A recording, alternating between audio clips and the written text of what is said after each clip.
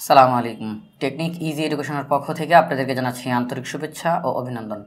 আজকের পর্বে আমরা লাভ ক্ষতি সম্পর্কিত বেশ কিছু গুরুত্বপূর্ণ প্রশ্নের সমাধান করব। তাই আমরা আশা করি আজকের পর্বটি যদি আপনারা শেষ পর্যন্ত দেখেন তাহলে অনেক উপকৃত হবেন ইনশাআল্লাহ। সবার প্রথমে লাভ ক্ষতি কী এটা জানার জন্য আগে আমাকে জানতে হবে ক্রয় মূল্য এবং বিক্রয় মূল্য কাকে বলা হয়। সবার প্রথমে আমি এখানে শব্দটা লিখি ক্রয় মূল্য। এই যে শব্দটা লিখলাম ক্রয় মূল্য। ক্রয় মূল্য কি?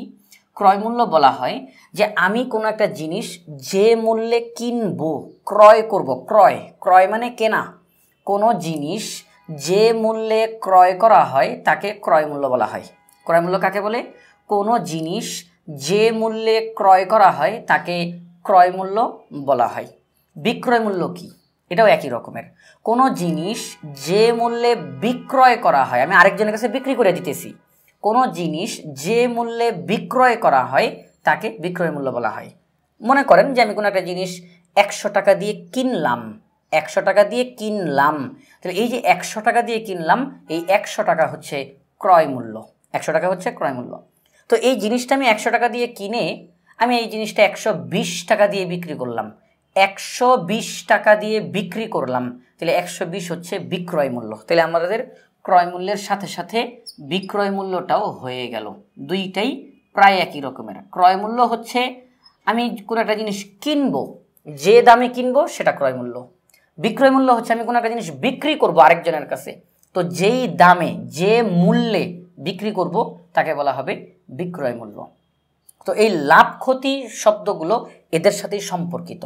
লাভ এবং ক্ষতি, লাভ কখন হয়? এবং মনে রাখতে হবে সবসময় লাভ এবং ক্ষতি হিসাব করা হয় মূলত ক্রয় মূল্যের উপরে। লাভ হোক ক্ষতি হোক উভয়টাই হিসাব করা হয় ক্রয় মূল্যের উপরে। কার উপরে? ক্রয় মূল্যের উপরে। যেমন আমি কোনো একটা জিনিস কিনলাম 100 টাকা দিয়ে, তার মানে ক্রয় মূল্য 100 টাকা। ক্রয় মূল্য 100 টাকা। এটাকে যদি আমি 120 টাকা দিয়ে বিক্রি করি, তার মানে আমি 20 টাকা বাড়ায়া বিক্রি করছি। আমার প্রথমে 100 টাকা খরচ হয়েছে জিনিসটা কিনতে, 100 টাকা খরচ হইলো জিনিসটা কিনতে। এবার আমি 120 টাকা দিয়ে যখন বিক্রি করছি, আমার যে 100 টাকা খরচ হয়েছিল ওইটা তো আমার কাছে আসছেই, অতিরিক্ত 20 টাকা আসছে। ওই 20 টাকা কিন্তু আমার কোনো খরচ হয় নাই, ওটা অতিরিক্ত আসছে, ওইটাই আমার লাভ। তাহলে লাভ কাকে বলা হয়? যখন বিক্রয় মূল্য ক্রয় মূল্যের চেয়ে বেশি হয়। যখন বিক্রয় মূল্য ক্রয় মূল্যের চেয়ে বেশি হয় তখন লাভ হয়। এখানে মূল জিনিসটা হচ্ছে ক্রয় মূল্য। আপনি কি কত টাকা দিয়ে কিনলেন, কত টাকা দিয়ে বিক্রি করতেছেন, ক্রয় মূল্যটাই এখানে মেইন। তো যে কোনো একটা জিনিস, কোনো জিনিসের ক্রয় মূল্যের চেয়ে বিক্রয় মূল্য যদি বেশি হয় তখনই লাভ হবে। যেমন ক্রয় মূল্য 100 টাকা, বিক্রয় মূল্য 120 টাকা, তাহলে বিক্রয় মূল্য বিয়োগ ক্রয় মূল্য সমান 20 টাকা লাভ। 20 টাকা কি হবে? লাভ হবে। তাহলে লাভ কাকে বলা হয়? ক্রয় মূল্যের চেয়ে বিক্রয় মূল্য বেশি হলে লাভ হয়। ক্রয় মূল্যের চেয়ে বিক্রয় মূল্য বেশি হলে লাভ হয়। লাভ বের করে কিভাবে? বিক্রয় মূল্য বিয়োগ ক্রয় মূল্য, যেই পরিমাণটা বেরোবে সেটাই হচ্ছে আপনার লাভের পরিমাণ। আর ক্ষতি হচ্ছে ঠিক তার উল্টাটা। যখন ক্রয় মূল্যের চেয়ে বিক্রয় মূল্য কম হয়, ক্রয় মূল্যের চেয়ে বিক্রয় মূল্য কম হয়, আপনি প্রথমে জিনিসটা যেই দাম দিয়ে কিনলেন বিক্রি করার সময় তার চেয়ে কম দামে বিক্রি করলেন, ক্ষতি হয়ে যাবে। কোনো একটা জিনিস আমরা কিনলাম 100 টাকা দিয়ে, কিন্তু এটাকে বিক্রি করার সময় বিক্রি করলাম 90 টাকা দিয়ে। প্রথমে কিনলাম 100 টাকা দিয়ে, বিক্রি করলাম 90 টাকা দিয়ে, আমার ক্ষতি হয়ে যাবে। কী হয়ে যাবে? ক্ষতি হয়ে যাবে। কারণ জিনিসটা কেনার সময় আমার পকেট থেকে 100 টাকা গেছে, এখন জিনিসটা বিক্রি করে আমার পকেটে 90 টাকা আসছে। তাহলে যেই টাকা খরচ হয়েছে ওইটা তো আসেই নাই, বরঞ্চ আরও কম আসছে, বরঞ্চ আরও কম আসছে, অর্থাৎ ক্ষতি হয়ে গেছে।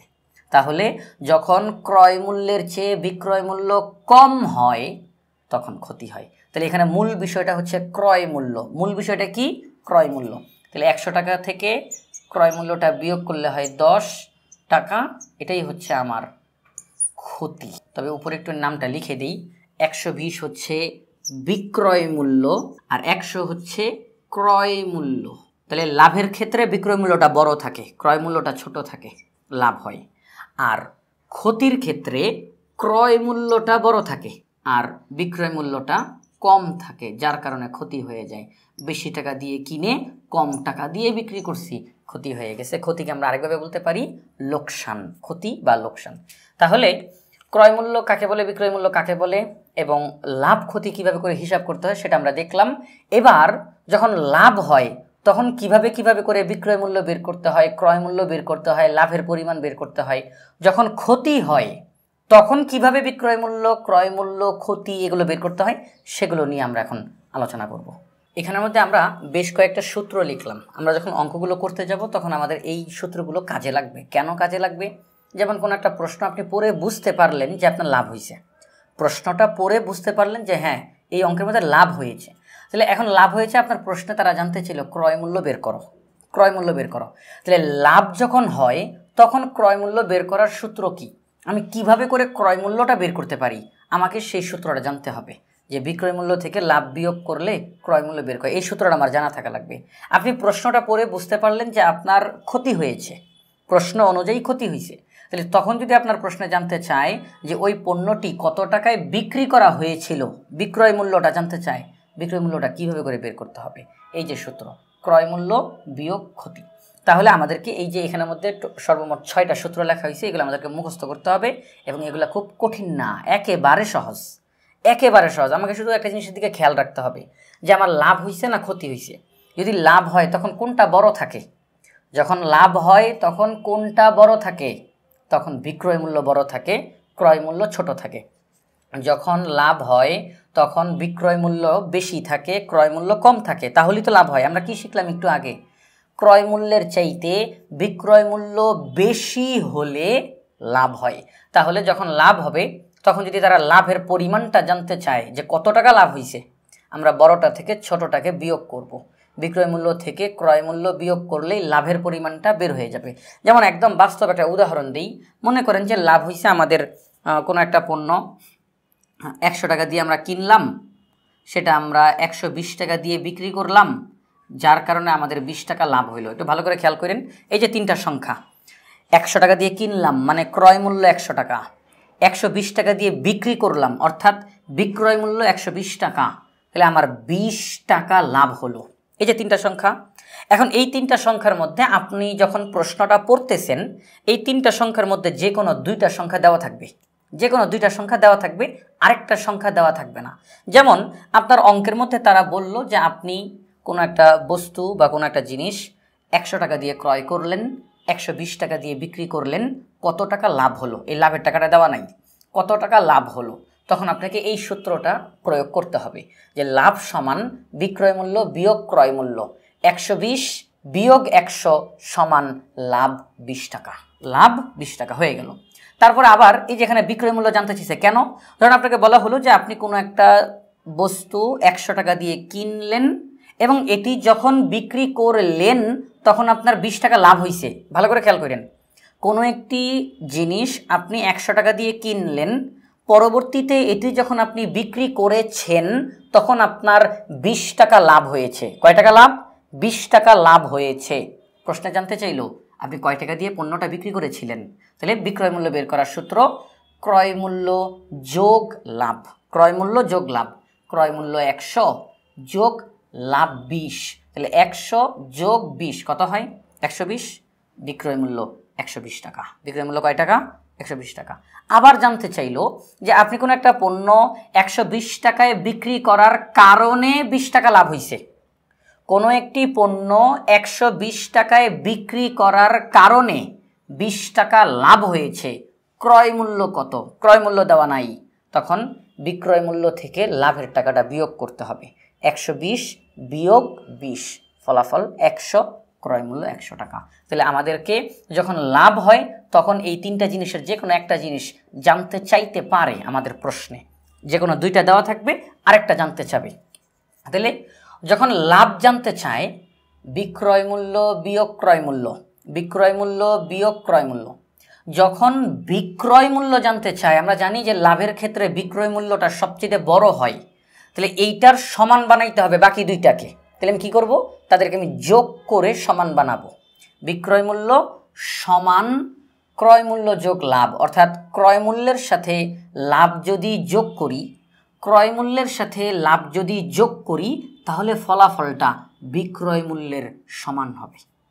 তারপরে আমরা জানি যে লাভের ক্ষেত্রে বিক্রয় মূল্যটা বড় থাকে, ক্রয় মূল্যটা ছোট থাকে। তাহলে যেহেতু ক্রয় মূল্যটা ছোট, তাহলে এটার এদিকে ফলাফলটা কীরকম হইতে পারে? বিয়োগ করার দ্বারা ফলাফলটা বেরোবে। বিক্রয় মূল্য বড়, সেখান থেকে লাভের টাকাটা যদি বিয়োগ করি তাহলে ফলাফলটা ছোট হবে, সেটা ক্রয় মূল্যের সমান। বিক্রয় মূল্য বড়, তাহলে এই দুইটাকে যদি যোগ করি তাহলে বড়র সমান হবে। এভাবে করে এই ফলাফলটা যদি এখন আমরা এই দিকের মধ্যে নিয়ে আসি, ক্ষতি হয়েছে, ক্ষতি, তখন আমার ক্ষতি বের করব কিভাবে? ক্রয় মূল্য বের করব কিভাবে? বিক্রয় মূল্য বের করব কিভাবে?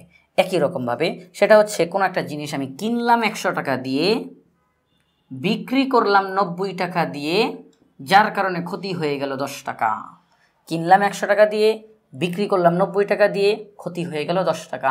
ঠিক একই রকমভাবে এখানে যেরকমভাবে আমরা বললাম, এখানে একই রকমভাবে যদি ক্ষতি জানতে চাই, যে আপনি 100 টাকা দিয়ে বিক্রি করার কোনো একটা জিনিস 100 টাকা দিয়ে কিনলেন, 90 টাকা দিয়ে বিক্রি করলেন, কত টাকা ক্ষতি হলো? ক্রয় মূল্য বিয়োগ বিক্রয় মূল্য, 100 বিয়োগ 90 সমান 10 টাকা ক্ষতি হয়েছে। তারপরে ক্রয় মূল্য জানতে চাই, ক্ষতির ক্ষেত্রে ক্রয় মূল্য জানতে চাই কিভাবে? কোনো একটি পণ্য 90 টাকায় বিক্রি করার কারণে 10 টাকা ক্ষতি হয়েছে। কোনো একটা পণ্য 90 টাকায় বিক্রি করার কারণে 10 টাকা ক্ষতি হয়েছে। ওই পণ্যটি আসলের ক্রয় মূল্য কত? ওই পণ্যটি প্রথমে কেনা হয়েছিল কত টাকা দিয়ে? এই যে 100, এটা বের করতে হবে আমাদেরকে। কিভাবে বের করব? বিক্রয় মূল্য যোগ ক্ষতি, বিক্রয় মূল্য যোগ ক্ষতি। এইভাবে করে আমরা এই সূত্রগুলো আমাদের কাজে লাগবে। আমরা যখন অঙ্কগুলো করব, আমাদের প্রশ্নের মধ্যে যে কোনো দুইটার মান দেওয়া থাকবে, যে কোনো দুইটার মান দেওয়া থাকবে, আরেকটা জানতে চাবে। লাভের ক্ষেত্রে বিক্রয় মূল্য বের করো, ক্ষতির ক্ষেত্রে ক্রয় মূল্য বের করো।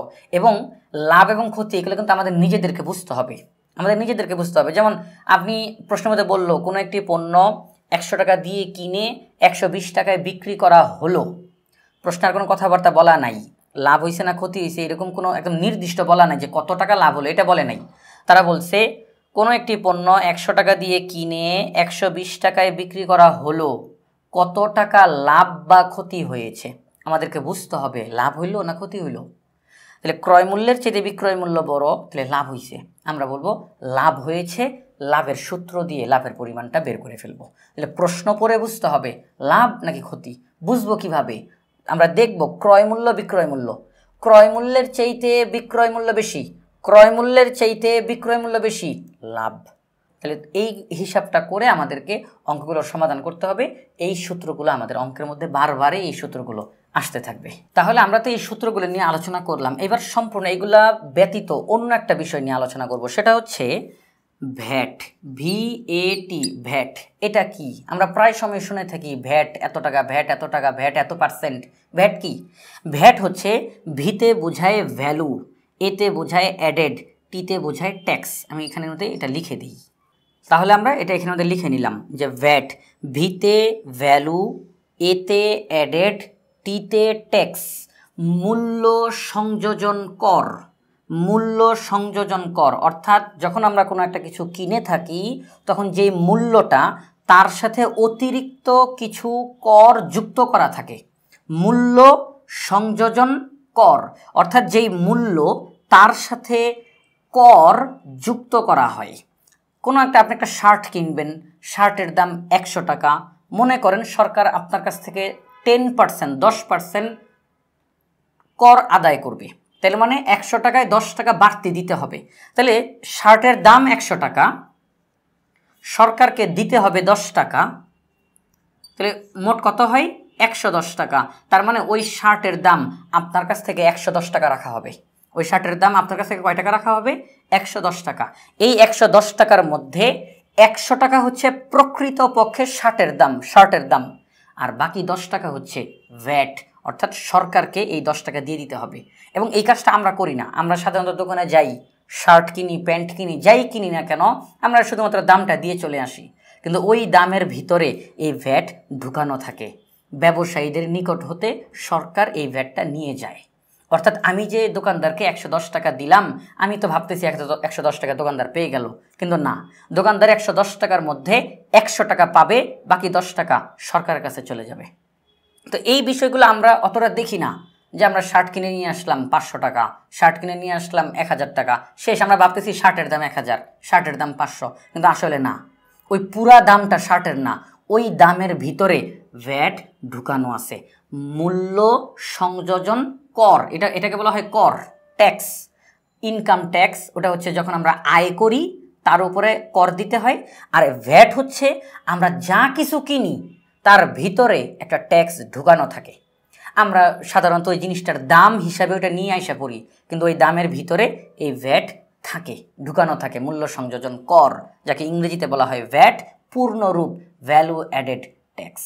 অর্থাৎ আমরা যখন কোনো একটা কিছু কিনি তার সাথে অতিরিক্ত একটা টাকা সেটার সাথে যুক্ত করা থাকে, কিন্তু আমরা সেটার হিসাব নিকাশ করি না, কিন্তু সরকার ওই টাকাটা নেয় দেশ পরিচালনা করার জন্য। এটা ভালো, কিন্তু আমরা ভাবিও না, চিন্তাও করি না যে আমরা ট্যাক্স দিতেছি। কিন্তু হ্যাঁ, যে কোনো জিনিসই যখন আমরা কিনি না কেন তার ভিতরে ভ্যাট থাকে, অর্থাৎ আমরা একটা কর সরকারকে প্রদান করতেছি। আমরা এখন একটি প্রশ্ন লিখলাম, এখানের মধ্যে প্রশ্নটিতে বলা হয়েছে একজন দোকানদার প্রতি মিটার 200 টাকা দরে 5 মিটার কাপড় কিনে প্রতি মিটার 225 টাকা দরে বিক্রয় করলে কত লাভ হয়েছে। তো এখানের মধ্যে দর বলতে দাম বোঝানো হচ্ছে, দাম, যে 200 টাকা মূল্যে, দামে। তো প্রতি মিটার মানে 1 মিটার, তাহলে 1 মিটার 200 টাকা করে কিনছে একজন দোকানদার। 1 মিটার কাপড় 200 টাকা করে তিনি কিনলেন, এই হিসাবে কিনতে কিনতে তিনি 5 মিটার কাপড় কিনলেন 1 মিটার 200 টাকা করে। তাহলে তিনি কিনলেন কয় মিটার? 5 মিটার। তো তিনি এই 5 মিটার কাপড় বিক্রি করলেন। তো বিক্রি করার সময় তিনি 1 মিটার কাপড় 225 টাকা করে বিক্রি করছেন। তিনি 1 মিটার কাপড় কিনছেন 200 টাকা দিয়ে, 1 মিটার কাপড় বিক্রি করছেন 225 টাকা দিয়ে। প্রশ্ন জিজ্ঞাসা করছে কত লাভ হয়েছে, একদম স্পষ্ট করে জানতে চেয়েছে লাভ হয়েছে। তাহলে বুঝাই যেতেছে যেখানে লাভ হয়েছে, কারণ তিনি কিনলেন কম টাকায়, বিক্রি করলেন বেশি টাকায়, তাহলে ক্রয় মূল্যের চাইতে বিক্রয় মূল্য বেশি, তাহলে লাভ হয়েছে। কত টাকা লাভ হয়েছে সেটা তারা জানতে চায়। তাহলে আমরা অঙ্কটার সমাধান করব, লিখব এখানের মধ্যে সমাধান। সবার প্রথমে লিখব 1 মিটার কাপড়ের ক্রয় মূল্য 200 টাকা, 1 মিটার কাপড়ের বিক্রয় মূল্য 225 টাকা। এখানে আমরা এবার বাংলা একটা লাইন লিখব, সেটা হচ্ছে এই দুইটার মধ্যে তুলনা করে লাইনটা লিখব। ক্রয় মূল্যের চাইতে বিক্রয় মূল্য বেশি, তাহলে কি হয়েছে? লাভ হয়েছে। এই লাইনটা লিখব, এখানে ক্রয় মূল্যের চেয়ে বিক্রয় মূল্য বেশি, সুতরাং লাভ হয়েছে, এই কথাটা লিখব। এবং এই লাইনটা সবসময় লিখব আমরা ক্রয় মূল্য এবং বিক্রয় মূল্যের মধ্যে তুলনা করে এইরকম একটা লাইন সবসময় লিখব। ক্রয় মূল্য বিক্রয়ের মধ্যে একটা তুলনা করব, তুলনা করে লাইনটা আর কি লিখবো, এখানে লাভ হয়েছে না ক্ষতি হয়েছে এই লাইনটা লিখবো। তো আমরা এখানে দেখলাম ক্রয় মূল্যের চেয়ে বিক্রয় মূল্য বেশি, সুতরাং লাভ হয়েছে। তাহলে যেহেতু লাভ হয়েছে, তাহলে 1 মিটার কাপড়ে কি পরিমাণ লাভ হয়েছে সেটা একটু বের করি। 1 মিটার কাপড়ে কি পরিমাণ লাভ হয়েছে সেটা আমরা একটু বের করব। আমরা লিখব 1 মিটার কাপড়ে লাভ হয়েছে সমান চিহ্ন দিয়ে। আমরা জানি যে লাভের ক্ষেত্রে যখন লাভ হয়, অঙ্কের মধ্যে যখন লাভ হয়, তখন লাভের পরিমাণ বের করার সূত্রটা কি? বিক্রয় মূল্য বিয়োগ ক্রয় মূল্য। তাহলে বিক্রয় মূল্য হচ্ছে 225 বিয়োগ ক্রয় মূল্য হচ্ছে 200। এখন আপনারা যদি কেউ চান এখানে ওই বাংলা কথাটা লিখতে পারেন, বিক্রয় মূল্য বিয়োগ ক্রয় মূল্য, পরবর্তী লাইনে গিয়ে 225 বিয়োগ 200 ওটা লিখতে পারেন। আর চাইলে যদি ওটা লিখতে না চান সরাসরি সংখ্যা বসিয়ে দিতে পারেন, কোনো সমস্যা নেই। 225 থেকে 200 বিয়োগ করলে হয় 25 টাকা। আমরা পেয়ে গেলাম 1 মিটার কাপড়ে লাভ হয়েছে 25 টাকা। 1 মিটার কাপড়ে লাভ হয়েছে 25 টাকা। কাপড় বিক্রি করছে কয় মিটার? 5 মিটার কাপড়, কারণ তিনি 5 মিটার কাপড় প্রথমে কিনছেন, পরে আবার এই 5 মিটার কাপড় বিক্রি করে দিয়েছেন। তাহলে আমরা দেখলাম 1 মিটার কাপড়ে তার 25 টাকা লাভ হয়, তাহলে 5 মিটার কাপড়ে তার কত টাকা লাভ হয়, কারণ এখানে তারা জানতেই চাইছে কত লাভ হয়েছে। তাহলে আমরা লিখব অতএব 5 মিটার কাপড়ে লাভ হয়েছে সমান 5 গুণ 1 মিটার কাপড়ের লাভের টাকাটা, 5 মিটার আর 1 মিটারের লাভের টাকাটা সেটা বসালাম। তাহলে 5 25-এ 125 টাকা, তার মানে তিনি 5 মিটার কাপড় বিক্রি করে 125 টাকা লাভ করেছেন। তিনি 5 মিটার কাপড় বিক্রি করে কয় টাকা লাভ করেছেন? 125 টাকা লাভ করেছেন। আমরা লিখব অতএব নির্ণেয় 125 টাকা লাভ হয়েছে। এইটা হচ্ছে আমাদের এই অঙ্কের উত্তর। তাহলে আমরা সবার প্রথমে ক্রয় মূল্য বিক্রয় মূল্যকে আগে বলবো, বলার পরে তাদের মধ্যে একটা তুলনা করে যেটা আমাদের মনে আসে, লাভ হইল না ক্ষতি হলো, সেই লাইনটা এখানে লিখব। ক্রয় মূল্যের চেয়ে বিক্রয় মূল্য বেশি, সুতরাং লাভ হয়েছে। ক্রয় মূল্যের চেয়ে বিক্রয় মূল্য কম, সুতরাং ক্ষতি হয়েছে। এই লাইনটা লিখবো। অর্থাৎ এই লাইনটার মাধ্যমে আমি সিদ্ধান্ত নিতে পারবো যে আমার অঙ্কের লাভ না ক্ষতি। যদি লাভ হয় তাহলে লাভের সময়কার যে 3টা সূত্র, ওই 3টা সূত্র নিয়ে আমি কাজ করব। ওখান থেকে কোনটা ব্যবহার করলে আমার অঙ্কটা হবে সেটা আমি দেখব। যদি ক্ষতি হয় তখন ক্ষতির ক্ষেত্রে যে 3টা সূত্র, ওখান থেকে কোন সূত্রটা ব্যবহার করলে আমার অঙ্কটা করা যাবে আমি সেটা নিয়ে চিন্তা ভাবনা করব। তাহলে এখানের মধ্যে আমাদেরকে তারা জানতে চেয়েছে কত লাভ হয়েছে।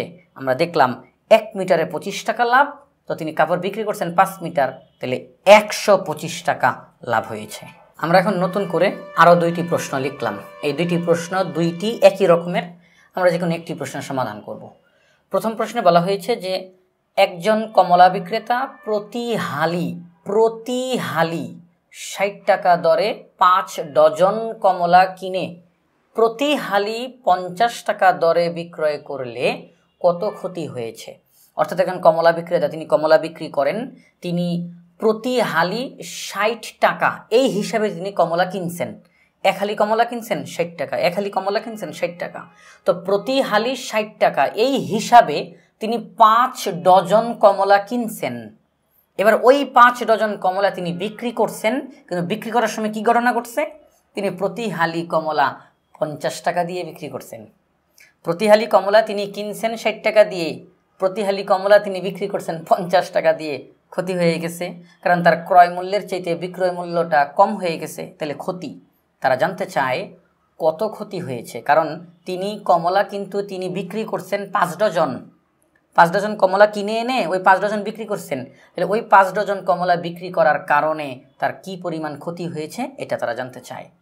দ্বিতীয় প্রশ্ন, রবি একজনের নাম, রবি প্রতি কেজি 40 টাকা দরে 50 কেজি চাউল কিনে 44 টাকা কেজি দরে বিক্রয় করলে কত লাভ বা ক্ষতি হবে। এখানে আর স্পষ্ট করে বলে নাই লাভ হয়েছে না ক্ষতি হয়েছে, তারা 2টা শব্দই ব্যবহার করছে। কত লাভ বা ক্ষতি হবে, আগের প্রশ্নটাতে স্পষ্ট জানায় দিছে কত ক্ষতি হয়েছে, কিন্তু এই প্রশ্নে স্পষ্ট জানায় নাই। আমাদেরকে আগে দেখতে হবে লাভ হয়েছে না ক্ষতি হয়েছে, এরপর আমরা অঙ্ক করব। তো এখন এই অঙ্কটা, দ্বিতীয় প্রশ্নটাকে ভালো করে বুঝি। 1 কেজি চাল তিনি কিনেছেন 40 টাকা দিয়ে, তার মানে ক্রয় মূল্য 40, ক্রয় মূল্য 40, 1 কেজি চালের ক্রয় মূল্য 40 টাকা। তিনি 1 কেজি চাল বিক্রি করছেন 44 টাকা দিয়ে। 1 কেজি চাল বিক্রি করছেন, অর্থাৎ বিক্রয় মূল্য 44 টাকা। তাহলে ক্রয় মূল্যের চেয়ে বিক্রয় মূল্য বেশি, সুতরাং লাভ হয়েছে। আমরা বলবো 1 কেজিতে লাভ হয়েছে সমান 44 বিয়োগ 40, ফলাফল 4 টাকা। 1 কেজিতে 4 টাকা লাভ, 1 কেজিতে 4 টাকা লাভ। 40 টাকা দিয়ে কিনছে 1 কেজি, 44 টাকা দিয়ে বিক্রি করছে 1 কেজি, 4 টাকা লাভ। 1 কেজিতে 4 টাকা লাভ। তিনি চাল বিক্রি করছেন কয় কেজি? 50 কেজি। তিনি কয় কেজি চাল বিক্রি করছেন? 50 কেজি। তাহলে আমরা বলবো 1 কেজি চালে লাভ হয়েছে 4 টাকা, অতএব 50 কেজি চালে লাভ হয়েছে 4 গুণ 50 সমান 200 টাকা। বাস, আমাদের এই 2 নম্বর প্রশ্নের সমাধানটা হয়ে গেল, আমরা করে ফেললাম। প্রথম প্রশ্নের সমাধান আমরা একটু করে দিই, কারণ ওখানে একটু কাজ আছে আমাদের। দ্বিতীয় প্রশ্নটা অনেক সহজ, কিন্তু প্রথমটা একটু করি। ওইটাও সহজ, কিন্তু ওখানে একটু কাজ একটু বাড়তি করতে হবে। সেটা কি? সেখানে হালি আর ডজন দেওয়া আছে। এই হালি আর ডজনের মধ্যে এখন সম্পর্ক করতে হবে। সেটা হচ্ছে তিনি 1 হালি কমলা কিনছেন 60 টাকা দিয়ে, 1 হালি কমলা বিক্রি করছেন 50 টাকা দিয়ে। তাহলে হিসাবটা কিন্তু পুরাটাই হালিতে হইতেছে। 1 হালি কিনলেন 60 টাকা দিয়ে, 1 হালি বিক্রি করলেন 50 টাকা দিয়ে, তাহলে হিসাবটা হালির। কিন্তু তিনি কিন্তু কমলা যখন কিনে নিয়ে আসছেন, ওইটা কিন্তু হিসাবটা হয়েছে ডজন দিয়ে, 5 ডজন। আমরা এবার দেখব 5 ডজন মানে কয় হালি, 5 ডজন মানে কয় হালি সেটা আমরা দেখব। এখন 1 হালিতে কয়টা থাকে? 4টা। 1 ডজনে কয়টা থাকে? 12টা। তাহলে 1 ডজনে থাকে 12টা, 1 হালিতে থাকে 4টা। আমরা দেখব এই 1 ডজনের ভিতরে কয়টা 4 আছে, কয়টা 4 আছে। একটা 4, আরেকটা 4, আরেকটা 4 মিলে 12 হয়, তাই না? তাহলে 12টাতে হয় 1 ডজন, 4টাতে হয় 1 হালি। তাহলে আমরা দেখলাম এটা হচ্ছে 1 হালি, 1 হালি, 1 হালি। তাহলে কয় হালি এখানে? 3 হালি। 1 ডজনে কয় হালি? 3 হালি। 1 ডজনে 12টা, 12টা হয় কিভাবে? 1 হালিতে 4টা, 1 হালিতে 4টা, 1 হালিতে 4টা। এই 3 হালি যখন মিলে যায় তখন 12টা হয়ে 1 ডজন হয়ে যায়। তাহলে আমরা বলতে পারি এক ডজনে 3 হালি। এক ডজনে কয় হালি? 3 হালি। তাহলে আমরা এই কথাটাই এখানের মধ্যে এখন লিখবো। আমরা সমাধান, আমরা জানি 1 ডজন সমান 3 হালি। আমরা সম্পূর্ণটা হালিতে করতেছি, কারণ তিনি কিনলেনও হালি, বিক্রিও করলেন হালি, তাহলে আমরা হিসাবটা হালিতে রাখবো। 1 ডজন সমান 3 হালি। তাহলে তিনি কমলা কিনেছেন কয় ডজন? 5 ডজন। তাহলে 5 ডজনে কয় হালি সেটা দেখব। 1 ডজনে যদি 3 হালি হয়, 5 ডজনে অবশ্যই আরও বেশি হালি হবে। তাহলে 3 গুণ 5 হালি সমান 15 হালি। এই তো আমরা পেয়ে গেলাম। ওই কমলা বিক্রেতা 15 হালি কমলা কিনেছেন, এরপরে ওই কমলাগুলো তিনি বিক্রি করেছেন। তাহলে তিনি কমলা বিক্রি করছেন কয় হালি? 15 হালি। কয় হালি? 15 হালি। এবার আমরা দেখব এক হালিতে কত লাভ বা ক্ষতি হয়েছে, সেইগুলো আমরা দেখব। আমরা লিখব এখানে 1 হালি কমলার ক্রয় মূল্য 60 টাকা, 1 হালি কমলার বিক্রয় মূল্য 50 টাকা। ওই যে আমরা বলেছিলাম যে একটা বাংলা লাইন লিখতে হবে, ওই লাইনটা এখন লিখব। এখানে ক্রয় মূল্যের চেয়ে বিক্রয় মূল্য কম, ক্রয় মূল্যের চেয়ে বিক্রয় মূল্য কম। তাহলে কি হবে? ক্রয় মূল্যের চেয়ে বিক্রয় মূল্য যেহেতু কম, সুতরাং ক্ষতি হয়েছে। আমরা আর ওইদিকে যাইতেছি না, এই জন্য যে আমি বাকি অঙ্কটা এইদিকে করবো, এই জন্য আমি লাইনটা এদিকে লম্বা করতেছি না, এদিকে নিচে নিচে লিখতেছি। এখানে ক্রয় মূল্যের চেয়ে বিক্রয় মূল্য কম, সুতরাং ক্ষতি হয়েছে। এবার আমরা দেখব যে 1 হালিতে কি পরিমাণ ক্ষতি হয়েছে, আমরা সেটা লিখব। অতএব 1 হালিতে, এটা সম্পূর্ণ আলাদা, এটা রাফ করেছি আমরা, এটা অঙ্কের অংশ না। তাহলে অতএব 1 হালিতে ক্ষতি হয়েছে। তাহলে যখন ক্ষতি হয় তখন ক্ষতির পরিমাণটা বের করে কিভাবে? ক্ষতির পরিমাণটা বের করা হয় ক্ষতি সমান ক্রয় মূল্য বিয়োগ বিক্রয় মূল্য। ক্রয় মূল্য বিয়োগ বিক্রয় মূল্য। তাহলে ক্রয় মূল্য এখানে কত? 60 বিয়োগ বিক্রয় মূল্য 50 টাকা, তাহলে সমান 10 টাকা। তার মানে প্রতি হালিতে তার 10 টাকা ক্ষতি হয়ে গেছে। প্রতি হালিতে 10 টাকা ক্ষতি হয়ে গেছে। তো তিনি কয় হালি বিক্রি করছেন? 15 হালি। তাহলে আমরা লিখব অতএব 15 হালিতে ক্ষতি হয়েছে। 1 হালিতে ক্ষতি হয়েছে 10 টাকা, 15 হালিতে অবশ্যই আরও অনেক বেশি টাকা ক্ষতি হয়ে গেছে। তাহলে গুণ করব, 15 একে 15, শূন্যটা পাশে বসিয়ে দিলে 150 টাকা। প্রতি হালিতে যদি তার 10 টাকা ক্ষতি হয়, 15 হালিতে তার 150 টাকা ক্ষতি হয়েছে।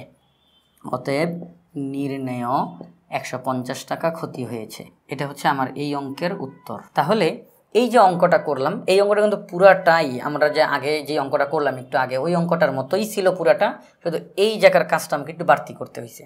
সেটা হচ্ছে তিনি প্রতি হালি 60 টাকা এই হিসাবে তিনি কমলা কিনছেন, প্রতি হালি কমলা তিনি 50 টাকা করে বিক্রি করছেন। তাহলে হালি হালি, কিন্তু তিনি কমলা যখন কিনছেন তখন তিনি 5 ডজন কমলা কিনছেন। 5 ডজন কমলা কিনে সেগুলো বিক্রি করছেন। তাহলে এই যে ডজন শব্দটা দেওয়া, তাকে আমরা হালিতে রূপান্তর করছি। জাস্ট এতটুকুই কাজ, বাকিটুকু পুরাটাই একটু আগের অঙ্কটার মতো।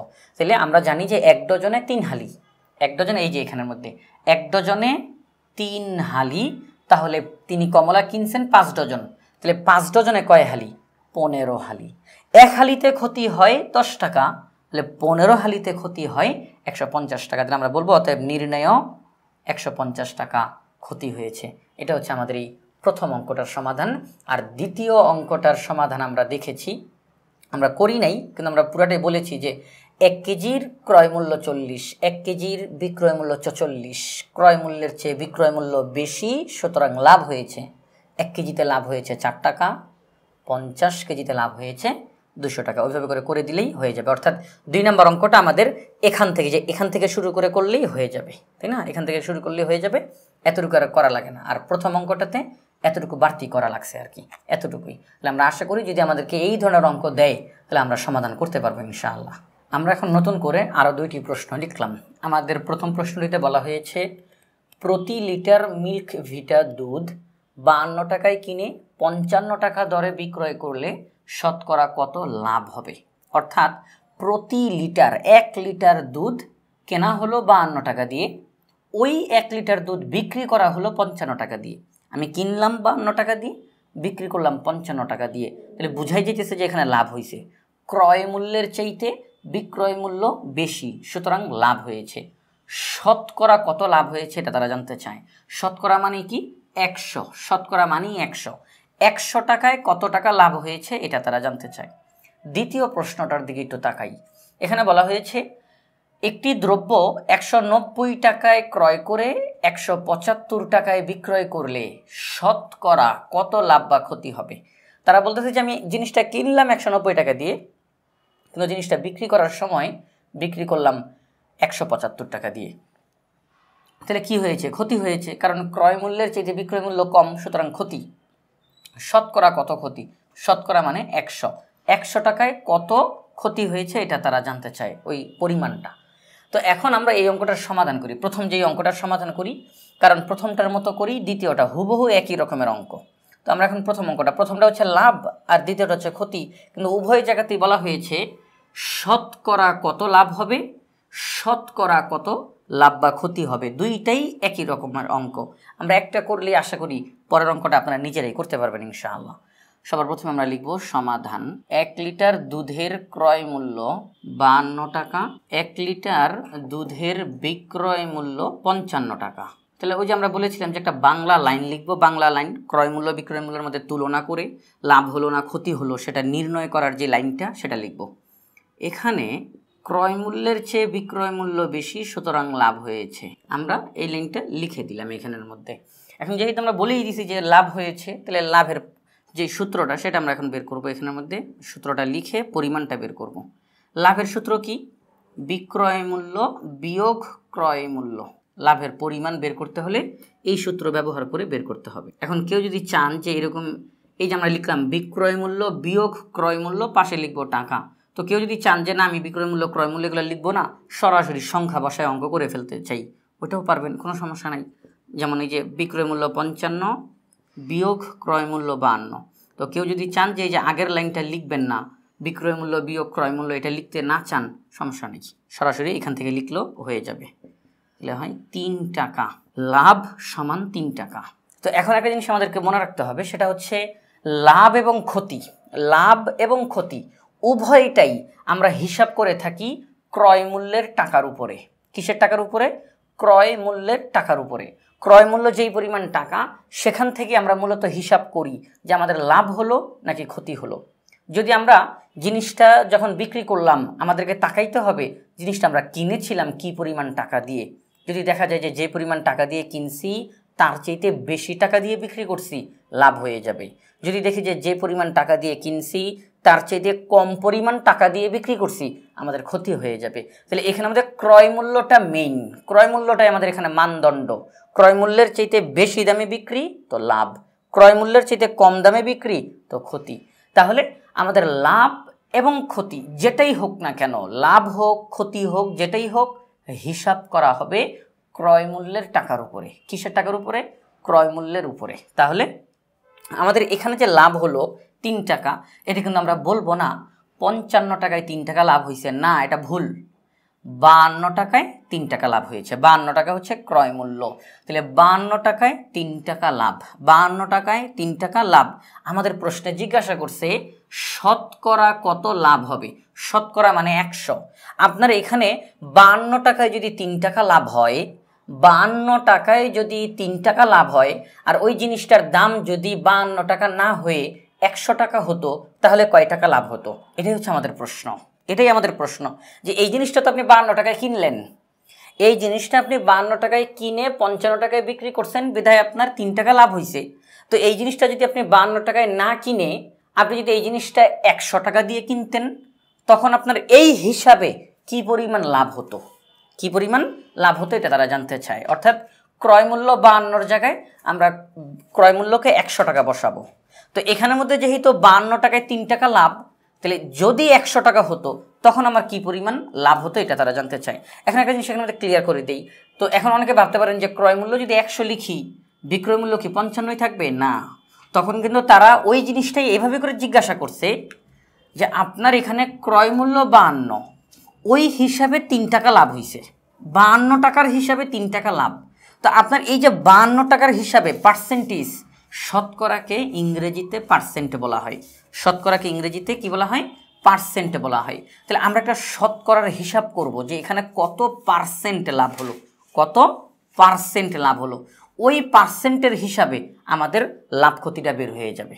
তাহলে এখানের মধ্যে ক্রয় মূল্য 52 টাকা না হয়ে যদি ক্রয় মূল্য 100 টাকা হতো তাহলে কি পরিমাণ লাভ হতো সেটা আমরা এখনই বের করব।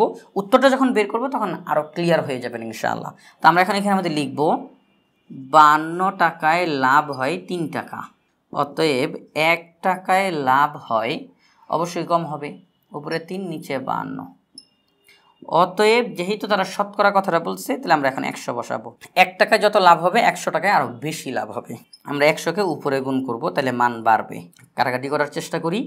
4 100-র মধ্যে যায় 25 বার, 4 25-এ 100, 4 52-র মধ্যে যায় 13 বার, 4 13 52। আর কোনো কাটাকাটি করা যায় না, তাহলে আমরা এখন পরবর্তী লাইনে লিখে দিব। নিচে জায়গা নাই বিধায় একটু এইদিকে লিখতেছি। তাহলে 3 25-এ 75, নিচে 13 টাকা। তাহলে এইবার আমরা একটু এইদিকে চলে আসি। পরবর্তী লাইনে গিয়ে এই যে 13 ভাগের 75, এটাকে আমরা এখন করব কি, মিশ্র ভগ্নাংশে রূপান্তর করে দিব। কারণ এখানে লব বড় হর ছোট, এটা একটা অপ্রকৃত ভগ্নাংশ, তাকে মিশ্র ভগ্নাংশে রূপান্তর করব। 13 দ্বারা যদি 75কে ভাগ করি, 13 75-এর মধ্যে 5 বার যাবে, কারণ 6 13 78 হয়ে যায়, তাই না? 6 13 78, তাহলে আমরা 6 বার নিতে পারবো না, 5 বার নিব। 5 13 65, হাতে থাকে কত, আরও 10 থাকে, 75 হইতে হলে আরও 10 থাকে, সেটা ভাগ শেষ, এটা চলে যাবে লবের জায়গাতে টাকা। এই হচ্ছে আমাদের ফলাফল, যে 52 টাকায় যদি 3 টাকা লাভ হয় তাহলে এই হিসাব অনুযায়ী যদি চলতে থাকে তাহলে 100 টাকায় 5 সমস্ত 13 ভাগের 10 টাকা লাভ হবে, অর্থাৎ বলতে গেলে 5.5 টাকার মতো 5 সমস্ত 13 ভাগের 10 টাকা লাভ হবে। 52 টাকায় 3 টাকা লাভ, তাহলে 100 টাকায় 5 সমস্ত 13 ভাগের 10 টাকা লাভ হবে। অর্থাৎ এখন আমরা লিখব যে অতএব নির্ণেয় লাভ 5 সমস্ত 13 ভাগের 10%। আমরা এই পার্সেন্ট চিহ্নটা দিলাম, পার্সেন্ট মানে 100। 100 টাকায় 5 সমস্ত 13 ভাগের 10 টাকা লাভ, 100 টাকায় 5 সমস্ত 13 ভাগের 10 টাকা লাভ হবে। এটাই হচ্ছে আমাদের এই অঙ্কের উত্তর। তাহলে এই যে এখানে আমরা একটা পার্সেন্ট বের করলাম, যে কত পার্সেন্ট লাভ হলো, এই হিসাব অনুযায়ী আমার অঙ্কটা চলতে থাকবে, যে শতকরা 5 সমস্ত 13 ভাগের 10 টাকা লাভ। 52 টাকায় 3 টাকা লাভ হয়েছে, তো জিনিসটার দাম যদি 100 টাকা হতো অবশ্যই বিক্রয় মূল্য আলাদা হতো, অন্য একটা বিক্রয় মূল্য হতো, কিন্তু এই হিসাব অনুযায়ী চলতে চলতে দেখা যেত যে 52 টাকায় 3 টাকা লাভ হওয়ার কারণে 100 টাকায় 5 সমস্ত 13 ভাগের 10% লাভ হতো। এটাই আমাদের এই প্রশ্নে জানতে চাই। পরের প্রশ্নটা, ওটার সমাধানটা আমরা করাবো না, কিন্তু ওইটারটাও বলি আমরা। এখানে মধ্যে তারা বলল একটি দ্রব্য 190 টাকায় ক্রয় করে 175 টাকায় বিক্রয় করলে শতকরা কত লাভ বা ক্ষতি হবে। আমরা দেখতেছি যে ক্রয় মূল্য বেশি, বিক্রয় মূল্য কম, সুতরাং ক্ষতি হয়েছে। কত ক্ষতি? আমরা করব কি, ক্রয় মূল্য বিয়োগ বিক্রয় মূল্য। 190 থেকে 175 বিয়োগ করব। এবার একটু খেয়াল করেন, 190 থেকে 175 বিয়োগ করব, বিয়োগ করলে কত হয়? বিয়োগ করলে হয় 15, তাই না? 15 হয়। তাহলে এই যে 15 টাকা ক্ষতি হলো, এই ক্ষতি কার উপরে হয়েছে? 175 টাকার উপরে ক্ষতি নাকি 190 টাকার উপরে ক্ষতি? 190 টাকার উপরে ক্ষতি, কারণ লাভ হোক ক্ষতি হোক উভয়টাই হিসাব করা হবে ক্রয় মূল্যের উপরে। তখন আমরা বলবো এরকম যে 190 টাকায় ক্ষতি হয় 15 টাকা, অতএব 1 টাকায় ক্ষতি হয় উপরে 15 নিচে 190। তো আমাদের প্রশ্নে তারা জানতে চায় জিনিসটার দাম 190 টাকা না হয়ে যদি 100 টাকা হতো, যদি 100 টাকা হতো তখন কি পরিমাণ ক্ষতি হইতো, এটা তারা জানতে চায়। তাহলে তখন আমাদের ক্ষতি হতো এরকম যে 1 টাকায় ক্ষতি হয় এত, 100 টাকায় ক্ষতি হবে, 1 টাকায় যে পরিমাণ ক্ষতি হবে 100 টাকায় আরও বেশি ক্ষতি হবে। তাহলে 15 গুণ 100 নিচে 190 কাটাকাটি করে আমরা ফলাফল বের করব। অর্থাৎ তারা বলতেছে ক্রয় মূল্যটা তারা চেঞ্জ করতেছে, পুরো অঙ্কটা তারা ঠিক রাখতেছে এবং ওইটার যে হিসাব, যেই হার, রেট, পার্সেন্ট সব ঠিক রাখতেছে, তারা শুধু ক্রয় মূল্যটাকে চেঞ্জ করতেছে। যে 190 টাকায় তো 15 টাকা ক্ষতি হয়ে গেল, যদি 100 টাকা হইতো তখন কি পরিমাণ ক্ষতি হতো? 52 টাকায় তো 3 টাকা লাভ হয়ে গেল, যদি 100 টাকা হতো তাহলে কি পরিমাণ লাভ হতো? তখন আমাদের অঙ্কটা করতে হবে এইভাবে করে। আশা করি এই ধরনের অঙ্ক যদি দেয় আমরা এই নিয়ম অবলম্বন করে অঙ্কগুলো করে দিতে পারবো ইনশাআল্লাহ। আমরা নতুন করে আরও 2টি প্রশ্ন লিখলাম, একই রকমের 2টি প্রশ্ন। এখানে যে 2টি প্রশ্ন আমরা লিখেছি এই 2টি প্রশ্ন একই রকমের। কি বলা হয়েছে এখানে? প্রতিটি চকলেট 8 টাকা হিসেবে ক্রয় করে 8.50 টাকা অর্থাৎ 8.5 টাকা হিসেবে বিক্রয় করে 25 টাকা লাভ হলো। মোট কয়টি চকলেট ক্রয় করা হয়েছিল? অর্থাৎ একটা চকলেট কিনা হয়েছে 8 টাকা দিয়ে, ওই চকলেটটা বিক্রি করা হয়েছে 8.5 টাকা দিয়ে, তাহলে লাভ হয়েছে, ক্রয় মূল্যের চেয়ে বিক্রয় মূল্য বেশি, লাভ হয়েছে। তো এই যে একটা চকলেটের লাভ হলো, এরকমভাবে লাভ করতে করতে করতে করতে করতে করতে দেখা গেল যে মোট 25 টাকা লাভ হয়েছে। তো এই 25 টাকা তো আর একটা চকলেট বিক্রি করে লাভ হয় নাই, তাহলে কয়টা চকলেট বিক্রি করার কারণে এই 25 টাকা লাভ হলো সেটা আমাদেরকে বের করতে হবে, যে মোট কয়টি চকলেট ক্রয় করা হয়েছিল। কারণ তিনি যতটা চকলেট কিনেছেন ওই সবগুলো চকলেট তো বিক্রি করছেন, তো এটাই জানতে চায় তিনি কয়টা চকলেট কিনেছিলেন, এটাই হচ্ছে আমাদের প্রশ্ন। দ্বিতীয় প্রশ্ন, প্রতি মিটার মানে 1 মিটার, প্রতি মিটার 125 টাকা দরে কাপড় ক্রয় করে 150 টাকা দরে বিক্রয় করলে দোকানদারের 2000 টাকা লাভ হয়। দোকানদার মোট কত মিটার কাপড় ক্রয় করেছিলেন? একই রকমের প্রশ্ন। 1 মিটার কাপড় তিনি কিনলেন, দোকানদার 1 মিটার কাপড় কিনে নিয়ে আসলেন 125 টাকা দিয়ে। এবার এই 125 টাকা 1 মিটার কাপড় এটা তিনি যখন বিক্রি করলেন 150 টাকা দিয়ে তিনি বিক্রি করলেন। 125 টাকা দামের কাপড় তিনি বিক্রি করলেন 150 টাকা দিয়ে, তাহলে তার লাভ হলো। তাহলে এখন এরকম লাভ করতে করতে করতে করতে তার মোট 2000 টাকা লাভ হয়েছে। এখন এই 2000 টাকা তো আর 1 মিটার কাপড় বিক্রি করে লাভ হয় নাই, কয়েক মিটার কাপড় বিক্রি করে লাভ হয়েছে। এটাই তারা জানতে চায়, ওই দোকানদার মোট কত মিটার কাপড় তিনি কিনে নিয়ে এসেছিলেন। কারণ তিনি যা কিনে নিয়ে আসছেন সবই তো বিক্রি করে দিয়েছেন, তো তিনি কত মিটার কাপড় কিনে নিয়ে আসছিলেন। তাহলে দুইটা একই রকমের প্রশ্ন। আমরা প্রথম প্রশ্নটার সমাধান করি, দ্বিতীয় প্রশ্নটার সমাধান ইনশাল্লাহ আপনারা করতে পারবেন। সমাধান, সবার প্রথমে লিখব একটি চকলেটের ক্রয় মূল্য 8 টাকা। এবার আমরা লিখব একটি চকলেটের বিক্রয় মূল্য 8.50 টাকা অর্থাৎ 8.5 টাকা। বাংলা লাইনটা লিখব, এখানে ক্রয় মূল্যের চেয়ে বিক্রয় মূল্য বেশি, সুতরাং লাভ হয়েছে। এই বাংলা লাইনটা যে আমরা লিখতেছি এটা লেখা বাধ্যতামূলক না, এটা আপনারা চাইলে লিখতে পারেন, না চাইলে না লিখতে পারেন, এর জন্য কোনো সমস্যা নেই। তাহলে আমরা বাংলা লাইনটা লিখে ফেললাম। এবার আমরা যাই কি পরিমাণ লাভ হলো, একটি চকলেট বিক্রি করে কি পরিমাণ লাভ হলো সেটা আমরা বের করব। বিক্রয় মূল্য বিয়োগ ক্রয় মূল্য, সরাসরি লিখে দিই আমরা। 8.50 বিয়োগ 8 টাকা, যদি বিয়োগ করি তাহলে ফলাফল বের হয় 0.50 টাকা, অর্থাৎ বলতে গেলে 50 পয়সা। তো আমরা পয়সা না লিখে টাকাটাই লিখলাম 0.50 টাকা। তাহলে এখন যেই বিষয়টা, এই যে 0.50 টাকাটা লাভ হয়, এটা কয়টা চকলেট বিক্রি করার কারণে লাভ হয়? একটা চকলেট, একটি চকলেট বিক্রি করার কারণে এই পরিমাণ টাকা লাভ হয়। এখন আমাদের লাভ হয়েছে মোট কত টাকা? আমাদের লাভ হয়েছে মোট 25 টাকা। একটি চকলেট বিক্রি করে লাভ হয় এই টাকাটা, আমাদের মোট লাভ হয়েছে 25 টাকা। তো এটাই তারা জানতে চায় যে 25 টাকা লাভ হলো কয়টা চকলেট বিক্রির কারণে। তাহলে আমরা এখানে আমাদের সবসময় প্রশ্নতে কি জানতে চায় তার দিকে খেয়াল রাখতে হবে। প্রশ্নতে জানতে চায় কয়টি চকলেট লাভ হয়ে আমরা কিনেছিলাম, তাহলে যেহেতু কয়টি, তাহলে এই টি শব্দটা যাবে লাইনের ডান দিকে। আমরা যখন লাইন লিখি, এই যে অঙ্ক করার সময় যখন লাইনটা লিখি তখন লাইনের ডান দিকে যাবে এই টি কথাটা। প্রশ্নে যেটা জানতে চায়, প্রশ্নে জানতে চায় কয়টি চকলেট ক্রয় করা হয়েছিল, কয়টি। তাহলে আমরা লিখব এই দিকে ডান দিকে লিখব চকলেটের পরিমাণটা, যে 0.50 টাকা লাভ হয় একটি চকলেটে। একটু খেয়াল করেন, 0.50 টাকা লাভ হয় একটি চকলেট। এই যে টি কথাটা আমরা লাইনের ডান দিকে লিখব। সবসময় প্রশ্নে যেটা জানতে চাবে তাকে নিতে হবে লাইনের ডানে, প্রশ্নে যেটা জানতে চাবে তাকে নিতে হবে লাইনের ডানে, আর বাকি যেই তথ্যটা আপনার অঙ্কতে দেওয়া আছে তাকে প্রথমে বসাইতে হবে। তাহলে আমরা এখন এখানে আমাদের লিখব 0.50 টাকা লাভ হয় একটি চকলেটে। এই যে তাহলে আমরা কি করলাম, সেটা হচ্ছে একটি, এই যে টি, তাহলে এইরকমভাবে এই টি করতে করতে লাইন করতে করতে এক পর্যায়ে বের হয়ে যাবে আমরা মোট কয়টি চকলেট কিনেছিলাম। তাহলে 0.50 টাকা লাভ হয় একটি চকলেটে, অতএব 1 টাকা লাভ হয়।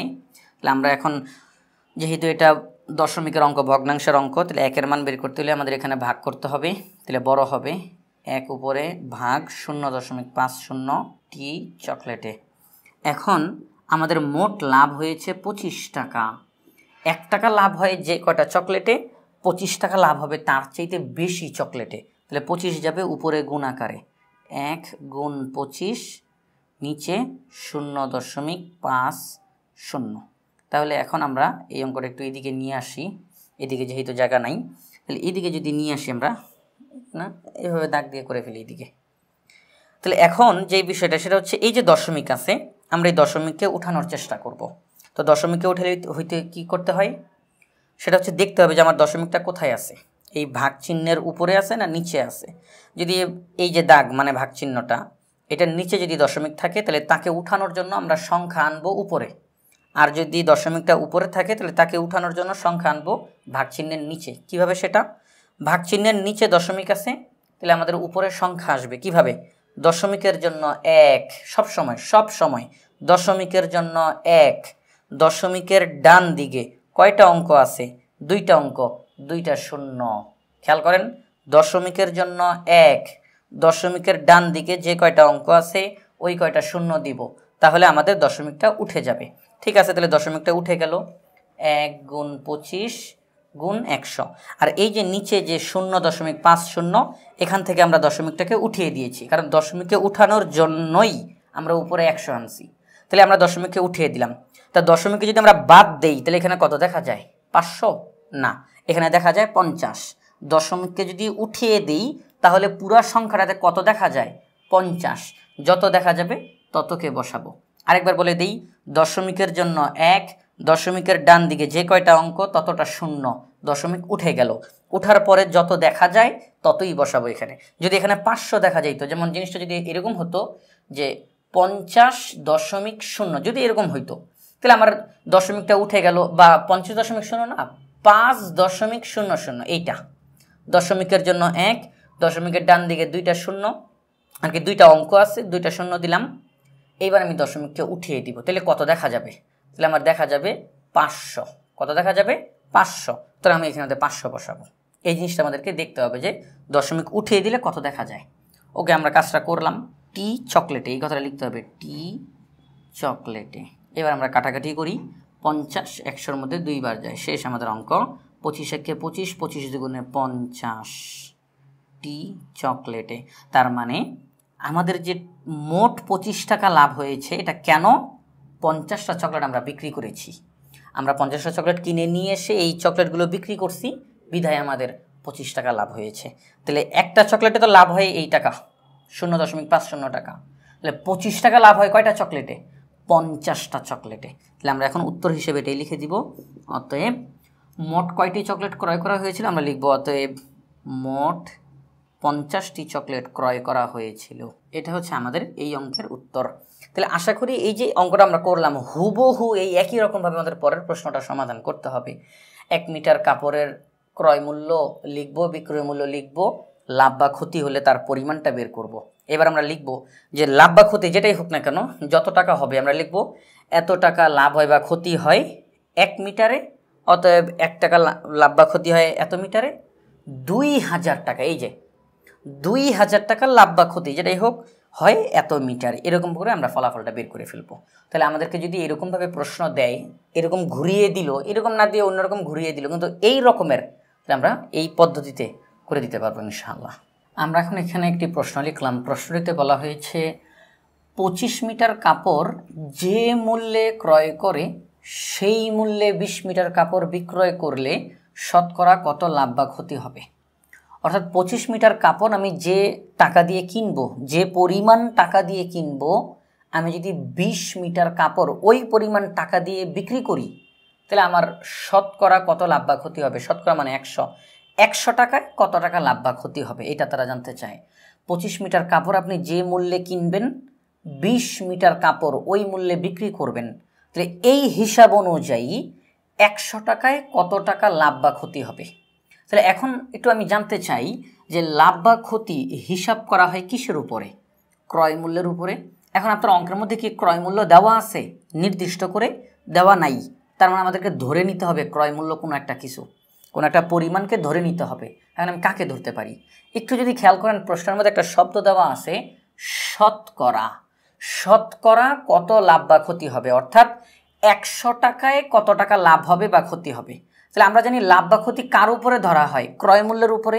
তাহলে আমি যদি এই মুহূর্তে যেহেতু আমার অঙ্কে ক্রয় মূল্যটা নাই, যদি ক্রয় মূল্য দেওয়া থাকতো তাহলে তোমাকে অঙ্ক অন্যরকমভাবে করতে হইতো, কিন্তু যেহেতু ক্রয় মূল্যটা নাই, এই যে কি বলছে 25 মিটার কাপড় যে মূল্যে ক্রয় করা হয়েছে সেই মূল্যে 20 মিটার কাপড় বিক্রি করা হয়েছে, তার মানে ক্রয় মূল্যটা এখানে নাই, তাহলে আমাকে একটা ধরতে হবে। তো এখানের মধ্যে তারা বলছে 100 টাকায় কত টাকা লাভ বা ক্ষতি হয়। এখন আমি যদি 25 মিটার কাপড়ের ক্রয় মূল্য 100 টাকা ধরে নেই, কোনো সমস্যা আছে? না, কোনো সমস্যা নেই, কারণ ধরতে আমরা অনেক কিছুই পারি, তাই না? কারণ এখানে যেহেতু নির্দিষ্ট করে দেওয়া নাই, আমি যে কোনো কিছুই ধরতে পারি। আমি ধরতে পারি 25 মিটার কাপড়ের ক্রয় মূল্য ক টাকা, 25 মিটার কাপড়ের ক্রয় মূল্য 1000 টাকা, 25 মিটার কাপড়ের মূল্য 100 টাকা, যার যেটা মন চায় ধরতে পারেন, ওই অনুযায়ী অঙ্ক চলতে থাকবে। কিন্তু সর্বশেষে ফলাফল সবারটা যদি ঠিকঠাকভাবে অঙ্ক হয়, সবারটা একই রকমের ফলাফল বেরোবে। তাহলে আমরা আমাদের এই অঙ্কের মধ্যে শতকরা শব্দটা যেহেতু দেওয়া আছে, আমরা 100 টাকা ধরে নিই। 25 মিটার কাপড়ের ক্রয় মূল্য 100 টাকা, তাহলে 20 মিটার কাপড় আমি বিক্রি করছি 100 টাকা দিয়ে, কারণ তারা বলিয়ে দিছে 25 মিটার কাপড় আপনি যে দামে কিনবেন 20 মিটার কাপড় ওই দামে বিক্রি করবেন। তাহলে আমি এখন ধরে নিলাম 25 মিটার কাপড় কিনেছি 100 টাকা দিয়ে, তাহলে 20 মিটার কাপড় বিক্রি করব 100 টাকা দিয়ে। ব্যাস, তাহলে আমরা এখন কথাটা এখানে আমাদের লিখে নিব। এখন আমাদের এই অঙ্কের মধ্যে ক্রয় মূল্য দেওয়া নাই, বিধায় ক্রয় মূল্য ধরে নিতে হইতেছে আমাদেরকে। আর প্রশ্নে যেহেতু শতকরা শব্দটা বলছে, এজন্য আমরা 100 ধরতেছি। 25 মিটার কাপড়ের ক্রয় মূল্য 100 টাকা। মনে করি কথাটা একটু প্রথমে লিখে নেওয়া দরকার, কারণ এটা কিন্তু নির্দিষ্ট করে আমার অঙ্কতে দেওয়া নাই, এটা আমরা নিজেরা ধরে নিছি। মনে করি 25 মিটার কাপড়ের ক্রয় মূল্য 100 টাকা। এখন একটা জিনিস খেয়াল করেন, আমাদের এই অঙ্কের মধ্যে লাভ বা ক্ষতি, লাভ হলো নাকি ক্ষতি হলো, কত হলো, এটা তারা জানতে চায়। এখন আমরা যদি বলি 25 মিটার কাপড় কিনেছি 100 টাকা দিয়ে, 20 মিটার কাপড় বিক্রি করেছি 100 টাকা দিয়ে, তাহলে 100 টাকা দিয়ে কিনলাম, 100 টাকা দিয়ে বিক্রি করলাম, কোনো লাভ হলো বা ক্ষতি হলো? কিছুই তো হলো না। তো আমরা যদি এইভাবে করে তাকাই, তাহলে আমাদের কোনো কিছুই হয় না, লাভ বা ক্ষতি হয় না। যে 100 টাকা দিয়ে কিনছি, 100 টাকা দিয়ে বিক্রি করছি, লাভ লস কিছুই হয় নাই। কিন্তু আসলে কি বিষয়টা এরকম? আসলে কিন্তু তা না। কেন? কারণ আমি যখন কাপড় কিনেছি তখন 25 মিটার কাপড় কিনেছি 100 টাকা দিয়ে, আর যখন বিক্রি করেছি তখন 20 মিটার কাপড় বিক্রি করেছি 100 টাকা দিয়ে। তার মানে কি?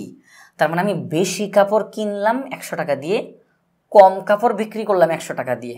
তাহলে আমার এখানে লাভ হইল, আমি বেশি কাপড় কিনছি 100 টাকা আর কম কাপড় বিক্রি করছি 100 টাকা দিয়ে। তার মানে আমি যখন কাপড়টা বিক্রি করছি তখন আমি বেশি দামে বিক্রি করছি, কারণ অল্প কাপড়েই আমার 100 টাকা চলে আসছে। তাহলে আমি এখানের মধ্যে বিক্রিটা বেশি টাকায় করছি। তো এখন আমি হিসাবটা করব কিভাবে? আমাকে করতে হবে কি, 25 মিটার 20 মিটার দুইটা এক জিনিস না, 25 20 দুইটা আলাদা। আমরা করব কি, তাদেরকে একই বানায় ফেলবো, এক মিটার 1 মিটার বানায় ফেলবো। তাহলে দেখেন অঙ্কটা কীভাবে করে করি আমরা। মনে করি 25 মিটার কাপড়ের ক্রয় মূল্য 100 টাকা, অতএব 1 মিটার কাপড়ের ক্রয় মূল্য কত হবে? 25 মিটারের ক্রয় মূল্য যত, 1 মিটারের ক্রয় মূল্য কম হবে। তাহলে 100 ভাগ 25 সমান 4 টাকা। তাহলে 1 মিটার কাপড় আমি কয় টাকা দিয়ে কিনলাম? 4 টাকা দিয়ে। 1 মিটার কাপড় আমি কয় টাকা দিয়ে কিনলাম? 4 টাকা দিয়ে। এবার আমরা চলে যাব বিক্রয় মূল্যতে। আমরা লিখব 20 মিটার কাপড়ের বিক্রয় মূল্য। আমাদের প্রশ্নে বলা আছে 25 মিটার কাপড় আমি যে দামে কিনেছি 20 মিটার কাপড় আমি ওই দামেই বিক্রি করেছি। তাহলে আমরা বলতেই পারি বিক্রয় মূল্য 100 টাকা। 20 মিটার কাপড়ের বিক্রয় মূল্য 100 টাকা, অতএব 1 মিটার কাপড়ের বিক্রয় মূল্য, 20 মিটারের দাম যত হবে 1 মিটারের দাম কম হবে, সমান 5 টাকা। আমরা কি দেখতে পাচ্ছি? 1 মিটার কাপড় আমি কিনেছি 4 টাকা দিয়ে, 1 মিটার কাপড় আমি বিক্রি করেছি 5 টাকা দিয়ে। কম টাকা দিয়ে কিনলাম, বেশি টাকা দিয়ে বিক্রি করলাম, কম টাকা দিয়ে কিনলাম, বেশি টাকা দিয়ে বিক্রি করলাম। তাহলে আমার কী হলো? লাভ। তাহলে আমরা এখন এখানে আমাদের লিখে ফেলবো এই কথাটাই। এখানে ক্রয় মূল্যের চেয়ে বিক্রয় মূল্য বেশি, 1 মিটার কাপড়ের ক্রয় মূল্যের চাইতে 1 মিটার কাপড়ের বিক্রয় মূল্যটা বেশি, সুতরাং আমাদের লাভ হয়েছে। আচ্ছা, এই যে লাভ হয়েছে, তাহলে কি পরিমাণ লাভ হয়েছে সেটা আমরা এখন একটু বের করি। 1 মিটার কাপড়ে কয় টাকা লাভ হলো সেটা আমরা এখন বের করব, কিন্তু সেটা আমাদের বের করার দরকার আছে। আমাদের এখানের মধ্যে বলা হয়েছে যে শতকরা কত লাভ বা ক্ষতি হবে, হ্যাঁ এটা বের করা আমাদের দরকার আছে। আমরা লিখব অতএব লাভ সমান 1 মিটার কাপড়ের বিক্রয় মূল্য 5 টাকা, ক্রয় মূল্য 4 টাকা সমান 1 টাকা। তার মানে 4 টাকা দিয়ে কাপড় কিনে 5 টাকা দিয়ে কাপড় বিক্রি করছি, আমার 1 টাকা লাভ হয়েছে। তখন এই যে আমরা যে জানি লাভ ক্ষতি কিসের উপরে হিসাব করা হয়, ক্রয় মূল্যের উপরে। আমরা বলবো 4 টাকায় 1 টাকা লাভ, 4 টাকায় 1 টাকা লাভ, সবসময় ক্রয় মূল্যের উপরেই আমরা হিসাবটা করব। আমরা এখন বাকি অঙ্কটা এই দিকটাতে করব এখন। তাহলে আমরা বলতে পারি 4 টাকায় লাভ হয় 1 টাকা, অতএব 1 টাকায় লাভ হয় কম হবে, এই জন্য ভাগ করলাম। এইবার আমাদের প্রশ্নে তারা বলে দিছে শতকরা মানে 100, তাহলে 100 টাকায় লাভ হয়, 1 টাকায় যেই পরিমাণ লাভ হবে 100 টাকায় তার চেয়ে বেশি পরিমাণ লাভ হবে। এই জন্য আমরা 100কে উপরে গুণ করব, নিচে 4, 4 100-র মধ্যে 25 বার যায়, 4 25-এ 100, 25 একে 25 টাকা। আমরা বলতে পারি 100 টাকায় 25 টাকা লাভ হয়। 100 টাকায় কয় টাকা লাভ হয়? 25 টাকা লাভ হয়। এই যে পুরো অঙ্কটা যে হিসাবে দেওয়া আছে ওই হিসাব অনুযায়ী দেখা গেল 100 টাকায় 25 টাকা লাভ হবে। 100 টাকায় কয় টাকা লাভ হবে? 25 টাকা লাভ হবে। আমরা লিখব অতএব লাভ নির্ণেয়, কথাটা লিখে নেওয়া যায়, নির্ণেয় লাভ 25%। এটা হচ্ছে আমাদের এই অঙ্কের উত্তর। এবার আমি একটা কথা বলতে চাই, সেটা হচ্ছে এই যে আমরা যখন উত্তরটা লিখলাম তখন একটা জিনিস খেয়াল করেন, আমরা কিন্তু এখানে টাকা শব্দটা লিখি নেই। তার কারণ হচ্ছে, এবং 100 কথাটাও লিখি নাই, 100 কথাটাও লিখি নাই, তার কারণ পার্সেন্ট চিহ্নটা মানেই 100। তাহলে 100 টাকায় 25 টাকা লাভ হবে, 100 টাকায় 25 টাকা লাভ হবে। তাহলে আমি এই পার্সেন্ট চিহ্ন দেওয়া মানেই কিন্তু আমি 100 লেখা হয়ে গেছে। তো কেউ এই জিনিসটা করবেন না যে অতএব নির্ণয় লাভ 100 টাকায় 25% লাভ হয়েছে, 100 লিখলেন আবার পার্সেন্ট চিহ্ন দিলেন, এই কাজটা করবেন না অনুগ্রহ করে। সেটা হচ্ছে যে কোনো একটা, যদি আপনি এখানে 100 লেখেন তাহলে আপনি লিখবেন অতএব নির্ণয় 100 টাকায় লাভ হয়েছে 25 টাকা, এটা লিখতে পারেন, শতকরা 25 টাকা লাভ হয়েছে। আর যদি আপনি শতকরা অথবা 100 এই শব্দগুলো না দেন তখন পার্সেন্ট চিহ্নটা দিবেন। তাহলে পার্সেন্ট চিহ্ন আর শতকরা এরা একসাথে বসবে না, কারণ শতকরা মানেই পার্সেন্ট, পার্সেন্ট মানেই শতকরা, যে কোনো একটা ব্যবহার করতে হবে। তাহলে নির্ণয় লাভ 25%, 100 টাকায় 25 টাকা লাভ হয়। তাহলে এইভাবে করি আমাদেরকে যদি অঙ্ক করতে দেয় খুব সতর্কভাবে এইভাবে করে আমরা অঙ্কগুলো করে দিতে পারবো ইনশাআল্লাহ। আমরা এখন এখানের মধ্যে আরেকটি প্রশ্ন লিখলাম। আমাদের এই প্রশ্নটিতে বলা হয়েছে 5 টাকায় 8টি আমলকি ক্রয় করে 5 টাকায় 6টি দরে বিক্রয় করলে শতকরা কত লাভ বা ক্ষতি হবে। অর্থাৎ আমরা যদি 8টা আমলকি কিনি 5 টাকা দিয়ে, 8টি আমলকি ক্রয় করি 5 টাকা দিয়ে, আর যদি 6টি আমলকি বিক্রি করি 5 টাকা দিয়ে, তাহলে আমার শতকরা কত লাভ বা ক্ষতি হবে। অর্থাৎ 100 টাকায় কি পরিমাণ টাকা লাভ হবে বা ক্ষতি হবে। এখানে যে একটা জিনিস খেয়াল করেন, আমরা 5 টাকা দিয়ে আমলকি কিনলাম কয়টা? 8টা। 5 টাকা দিয়ে আমলকি বিক্রি করলাম কয়টা? 6টা। তার মানে আমি কম টাকা দিয়ে বেশি আমলকি কিনছি, আর ওই টাকা দিয়ে আমি কম আমলকি বিক্রি করছি। এক কথায় বলতে গেলে আমি আমলকি কিনছি বেশি অল্প টাকা দিয়ে, আর আমি আমলকি বিক্রি করছি, অল্প আমলকি বিক্রি করছি বেশি টাকা দিয়ে। কারণ এই যে দেখেন, খেয়াল করেন, 8টা আমলকি কিনলাম 5 টাকা দিয়ে, আর 6টা আমলকি বিক্রি করলাম 5 টাকা দিয়ে। তাহলে আমি যখন বিক্রি করছি সেখানে আমলকি কম বিক্রি করছি, কিন্তু টাকা কিন্তু সেই 5 টাকায় পেয়ে গেছি। 8টা আমলকি কিনতে আমার যেই পরিমাণ টাকা লাগে, 6টা আমলকি বিক্রি করে আমি ওই পরিমাণ টাকা পেয়ে গেছি। তাহলে আমার এখানে লাভ হলো, এখানে আমার লাভ হলো। তাহলে এখন তারা জানতে চায় শতকরা কত লাভ হলো। শতকরা মানে 100 টাকায় কি পরিমাণ টাকা লাভ হলো, সেটা আমরা এখন এখানের মধ্যে বের করব। তাহলে সবার আগে আমরা এখানে লিখব সমাধান। এখানের মধ্যে 8টি আমলকি কেনার জন্য আপনার যে পরিমাণ টাকা খরচ করতে হয়েছে, আপনি 6টা আমলকি বিক্রি করে ওই পরিমাণ টাকা পেয়ে গেছেন। এখন আপনার কাছে আরও 2টা আমলকি রয়ে গেছে, তাহলে ওগুলো আরও বিক্রি করবেন না? তাহলে ওই 2টা আমলকি বিক্রি করে তো আরও টাকা পাবেন, তাহলে লাভ। তাহলে ওই হিসাবে আমরা এখন অঙ্কটা করব। আমরা লিখব 8টি আমলকির ক্রয় মূল্য 5 টাকা, অতএব একটি আমলকির ক্রয় মূল্য কম হবে, উপরে 5 নিচে 8 টাকা। এবার আমরা লিখব 6টি আমলকির বিক্রয় মূল্য। কারণ এখানে যদি একটা জিনিস খেয়াল করেন সেটা হচ্ছে 5 টাকা 5 টাকা, ক্রয় মূল্য এখানে 5 টাকা, বিক্রয় মূল্য এখানে 5 টাকা, তাহলে তো লাভ হলো না ক্ষতি হলো সেটা বোঝা যাইতেছে না। কেন বোঝা যাইতেছে না? তার কারণ 8টি আমলকি কিনতে আমার খরচ হয়েছে 5 টাকা, 6টি আমলকি বিক্রি করে টাকা পাইছি 5 টাকা, দুই জায়গার মধ্যেই 5 টাকা। তাহলে লাভ হলো নাকি ক্ষতি হলো, কি পরিমাণ হলো বোঝার জন্য কি করতে হবে? আমাকে দুইটাই সমান সমান বানাইতে হবে। কীরকম সমান? আমি দেখব একটি আমলকি কেনার জন্য কি পরিমাণ টাকা খরচ করতে হয়েছে, একটি আমলকি বিক্রি করে কি পরিমাণ টাকা আমি পেয়েছি, এই একটির ফলাফলটা আমরা বের করব। তাহলে একটি আমলকির ক্রয় মূল্য ইতিমধ্যে বের করে ফেলছি, এখন একটি আমলকির বিক্রয় মূল্যটা আমরা বের করব। 6টি আমলকির বিক্রয় মূল্য 5 টাকা, অতএব একটি আমলকির বিক্রয় মূল্য কম হবে, উপরে 5 নিচে 6 টাকা। এখন আমরা লিখব এখানে লাভ হলো না ক্ষতি হলো। আমরা জানি যে এখানে লাভ হয়েছে, কিন্তু সংখ্যার দিকে তাকাই আমরা এটা কিভাবে করে বুঝবো? সংখ্যার দিকে তাকায়া সেটা হচ্ছে ক্রয় মূল্য। একটি আমলকির ক্রয় মূল্য 8 ভাগের 5 টাকা, একটি আমলকির বিক্রয় মূল্য 6 ভাগের 5 টাকা। এখন কোন সংখ্যাটা বড় কোন সংখ্যাটা ছোট এটা বুঝবো কিভাবে? সেটা হচ্ছে আমরা জানি ভগ্নাংশ সমূহের, আমি এই দুইটা ভগ্নাংশ একটু আলাদা লিখি শুধুমাত্র বোঝানোর জন্য একটুখানি। 8 ভাগের 5, 6 ভাগের 5, এই যে দেখেন দুইটা ভগ্নাংশ লিখলাম। তো যখন ভগ্নাংশ সমূহের লব সমান থাকে, খেয়াল করেন ভালো করে, লব সমান থাকে তখন যে ভগ্নাংশের হর বড় সে ছোট, আর যার হর ছোট সে বড়। আবারও বলি, যখন লব সমান থাকে, লব সমান থাকে তখন আমরা হরগুলোর দিকে তাকাবো, হরগুলোর দিকে তাকাবো। হরগুলোর মধ্যে যেই হরটা বড় ওই ভগ্নাংশটা ছোট, যেই হরটা ছোট সেই ভগ্নাংশটা বড়। এখানে কিন্তু কাজটা উল্টা। কেন? কারণ লব সমান। কি সমান? লব সমান। আমরা জানি সাধারণত যখন হর সমান থাকে, হর সমান থাকে তখন যার লব বড় সে বড়, যার লব ছোট সে ছোট, এটা আমরা সবসময় জানি। কিন্তু যখন লব সমান থাকে, তো যখন লব সমান থাকে তখন হরগুলোর মধ্যে যেই হরটা বড় সেই ভগ্নাংশটা ছোট, যেই হরটা ছোট সেই ভগ্নাংশটা বড়। কাজটা উল্টা, ঠিক আছে? তাহলে এখানের মধ্যে আমরা কি দেখতেছি? 8 বড়, লব সমান, হরগুলোর মধ্যে এই হরটা বড়, তাহলে এই ভগ্নাংশটা ছোট। 8 ভাগের 5 ছোট, 8 ভাগের 5 কে?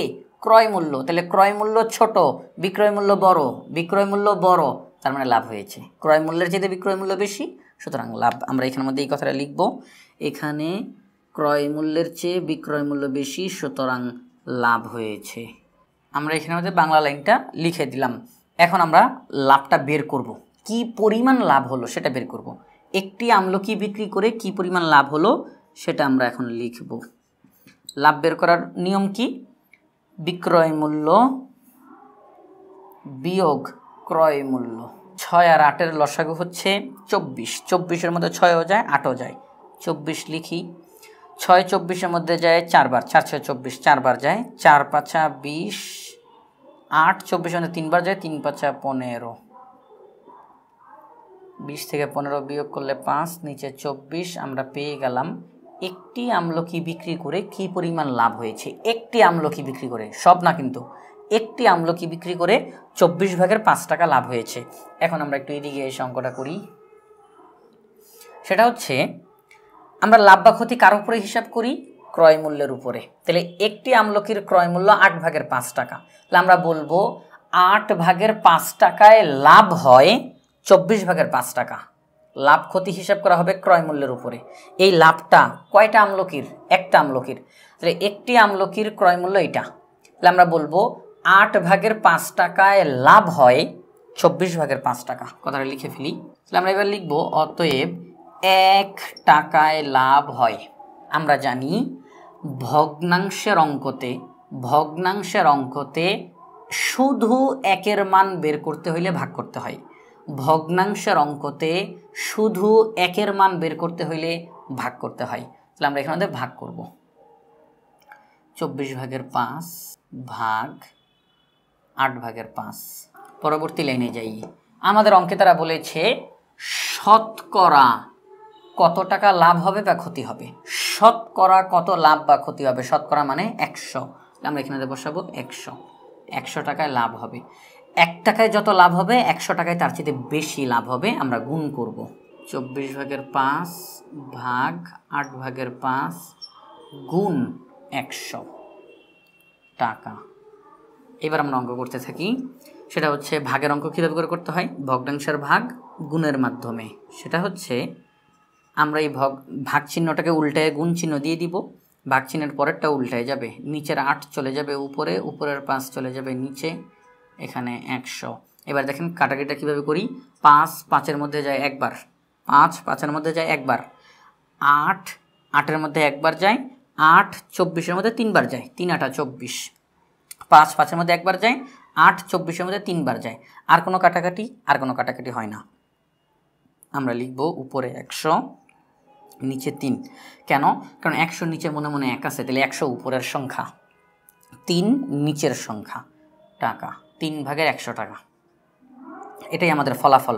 কিন্তু এটা আছে কিভাবে, এটা অপ্রকৃত ভগ্নাংশ আছে আমাদের, কিন্তু এটাই ফলাফল, কিন্তু ফলাফল বের হয়ে গেছে, শেষ এটাই। 100 টাকায় লাভ হয় 3/100 টাকা। এখন এটা আছে অপ্রকৃত ভগ্নাংশ হিসাবে, তাকে আমরা মিশ্র ভগ্নাংশে রূপান্তর করব। 100-র মধ্যে 3 কয়বার যায়, 33 বার যায়। 3 33-এ 99, 100 হওয়ার জন্য আর কত দরকার, 1 দরকার, 1 হচ্ছে উপরে, 3 33-এ 99 আর এই যে 1 যোগ করলে হয় 100। তাহলে আমরা মিশ্র ভগ্নাংশে রূপান্তর করে ফেললাম। তাহলে আমরা বলতে পারি 100 টাকায় লাভ হয় 33 সমস্ত 3/1 টাকা।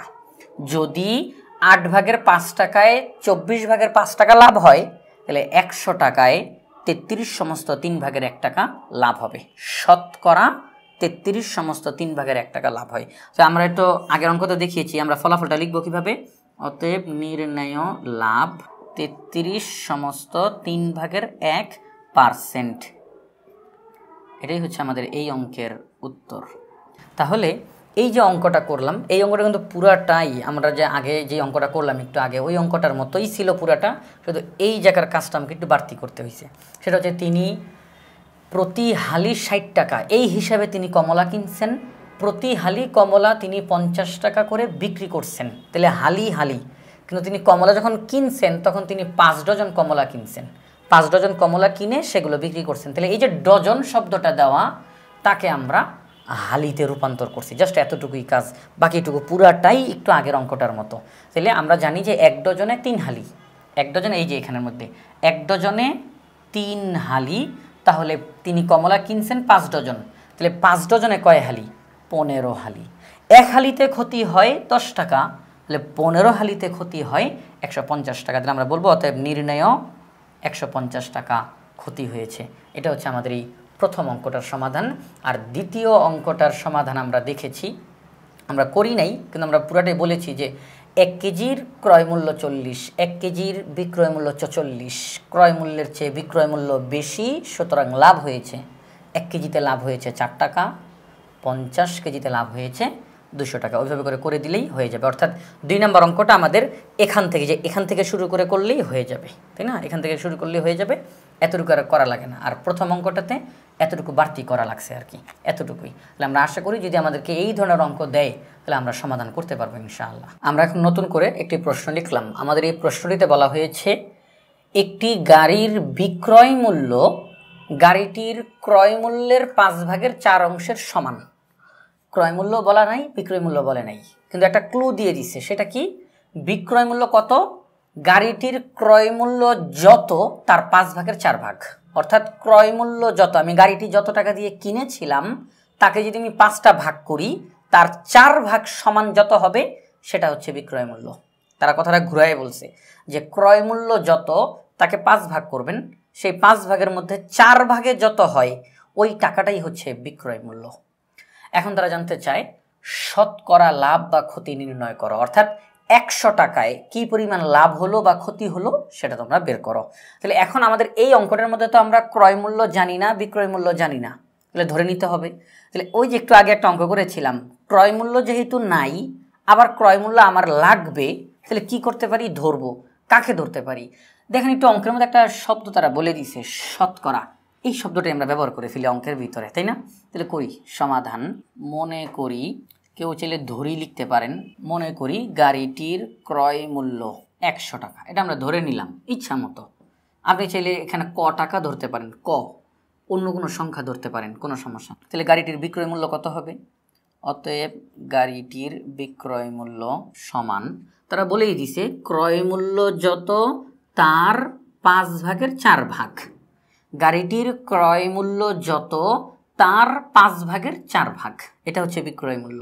আমরা একটু কাটাকাটি করি, সেটা হচ্ছে 5 100-র মধ্যে যায় 20 বার, 5 20-এ 100, 20 গুণ 4, 4 20-এ 80 টাকা।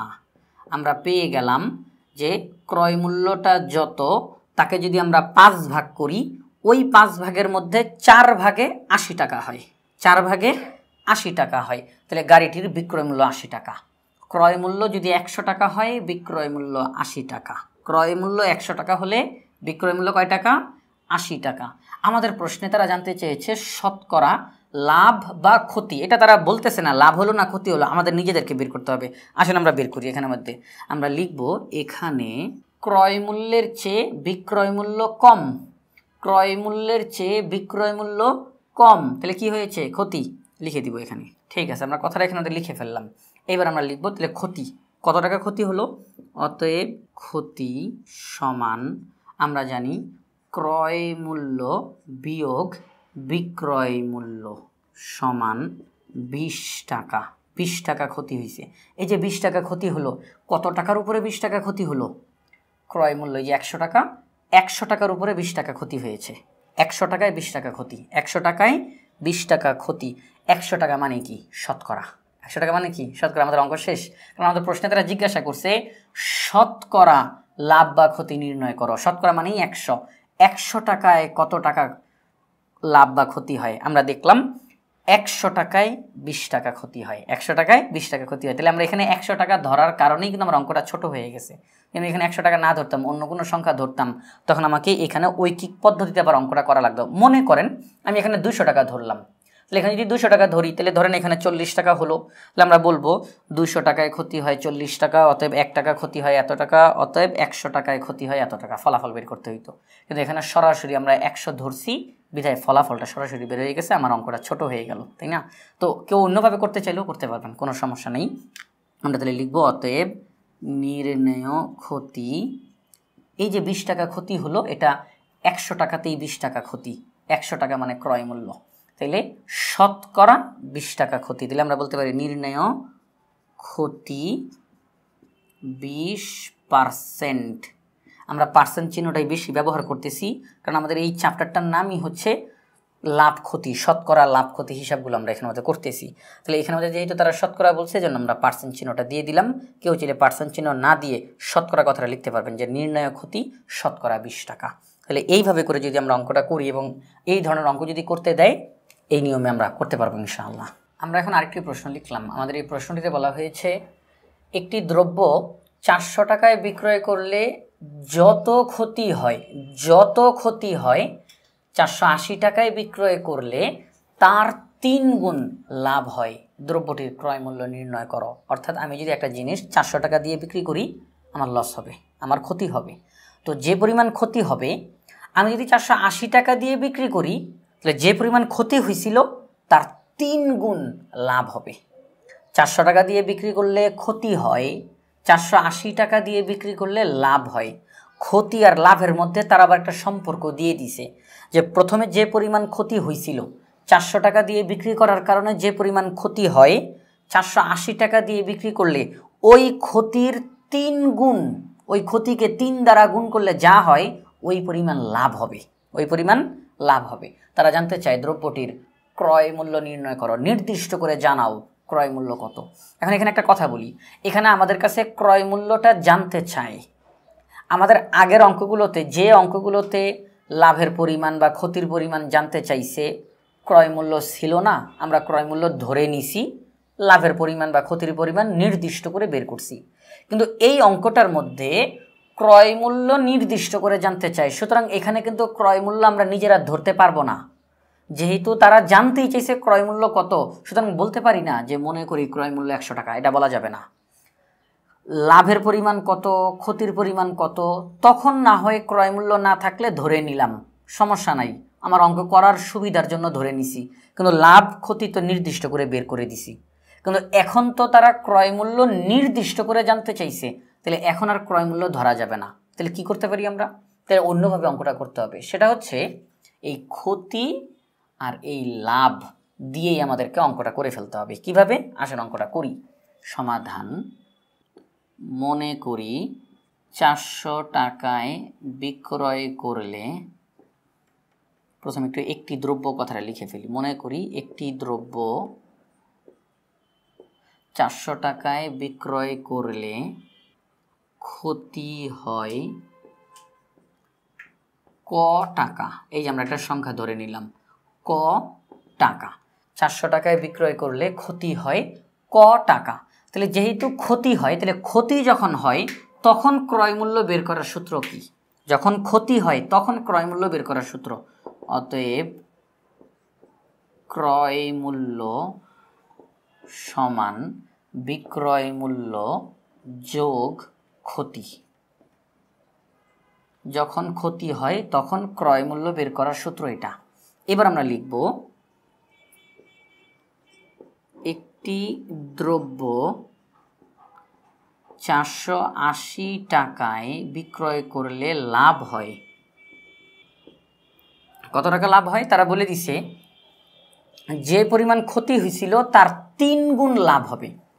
তাহলে ককে যদি আমরা 3 দ্বারা গুণ করি তাহলে কত হয়? 3 ক। তাহলে আমরা বলতে পারি বিক্রয় করলে লাভ হয় 3 ক টাকা। 400 টাকায় বিক্রয় করলে যত ক্ষতি হয় 480 টাকায় বিক্রয় করলে তার 3 গুণ অর্থাৎ 3 ক টাকা লাভ হয়। তাহলে যখন লাভ হয় তখন ক্রয় মূল্য বের করার সূত্র কি?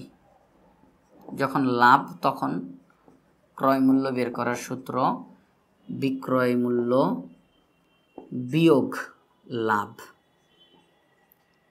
তাহলে আমাদের অঙ্কটা অনেকটা হয়ে গেল, মূল কাজটা করা হয়ে গেছে। যে এই যে দেখেন একটা জিনিস খেয়াল করেন, সেটা হচ্ছে এখানেও ক্রয় মূল্য বের করলাম, এখানেও ক্রয় মূল্য বের করলাম। কেন? কারণ এখানের মধ্যে ক্ষতি হয়েছে, তো ক্ষতি যখন হয় তখন ক্রয় মূল্য বের করার সূত্রটা কি সেটা লিখলাম।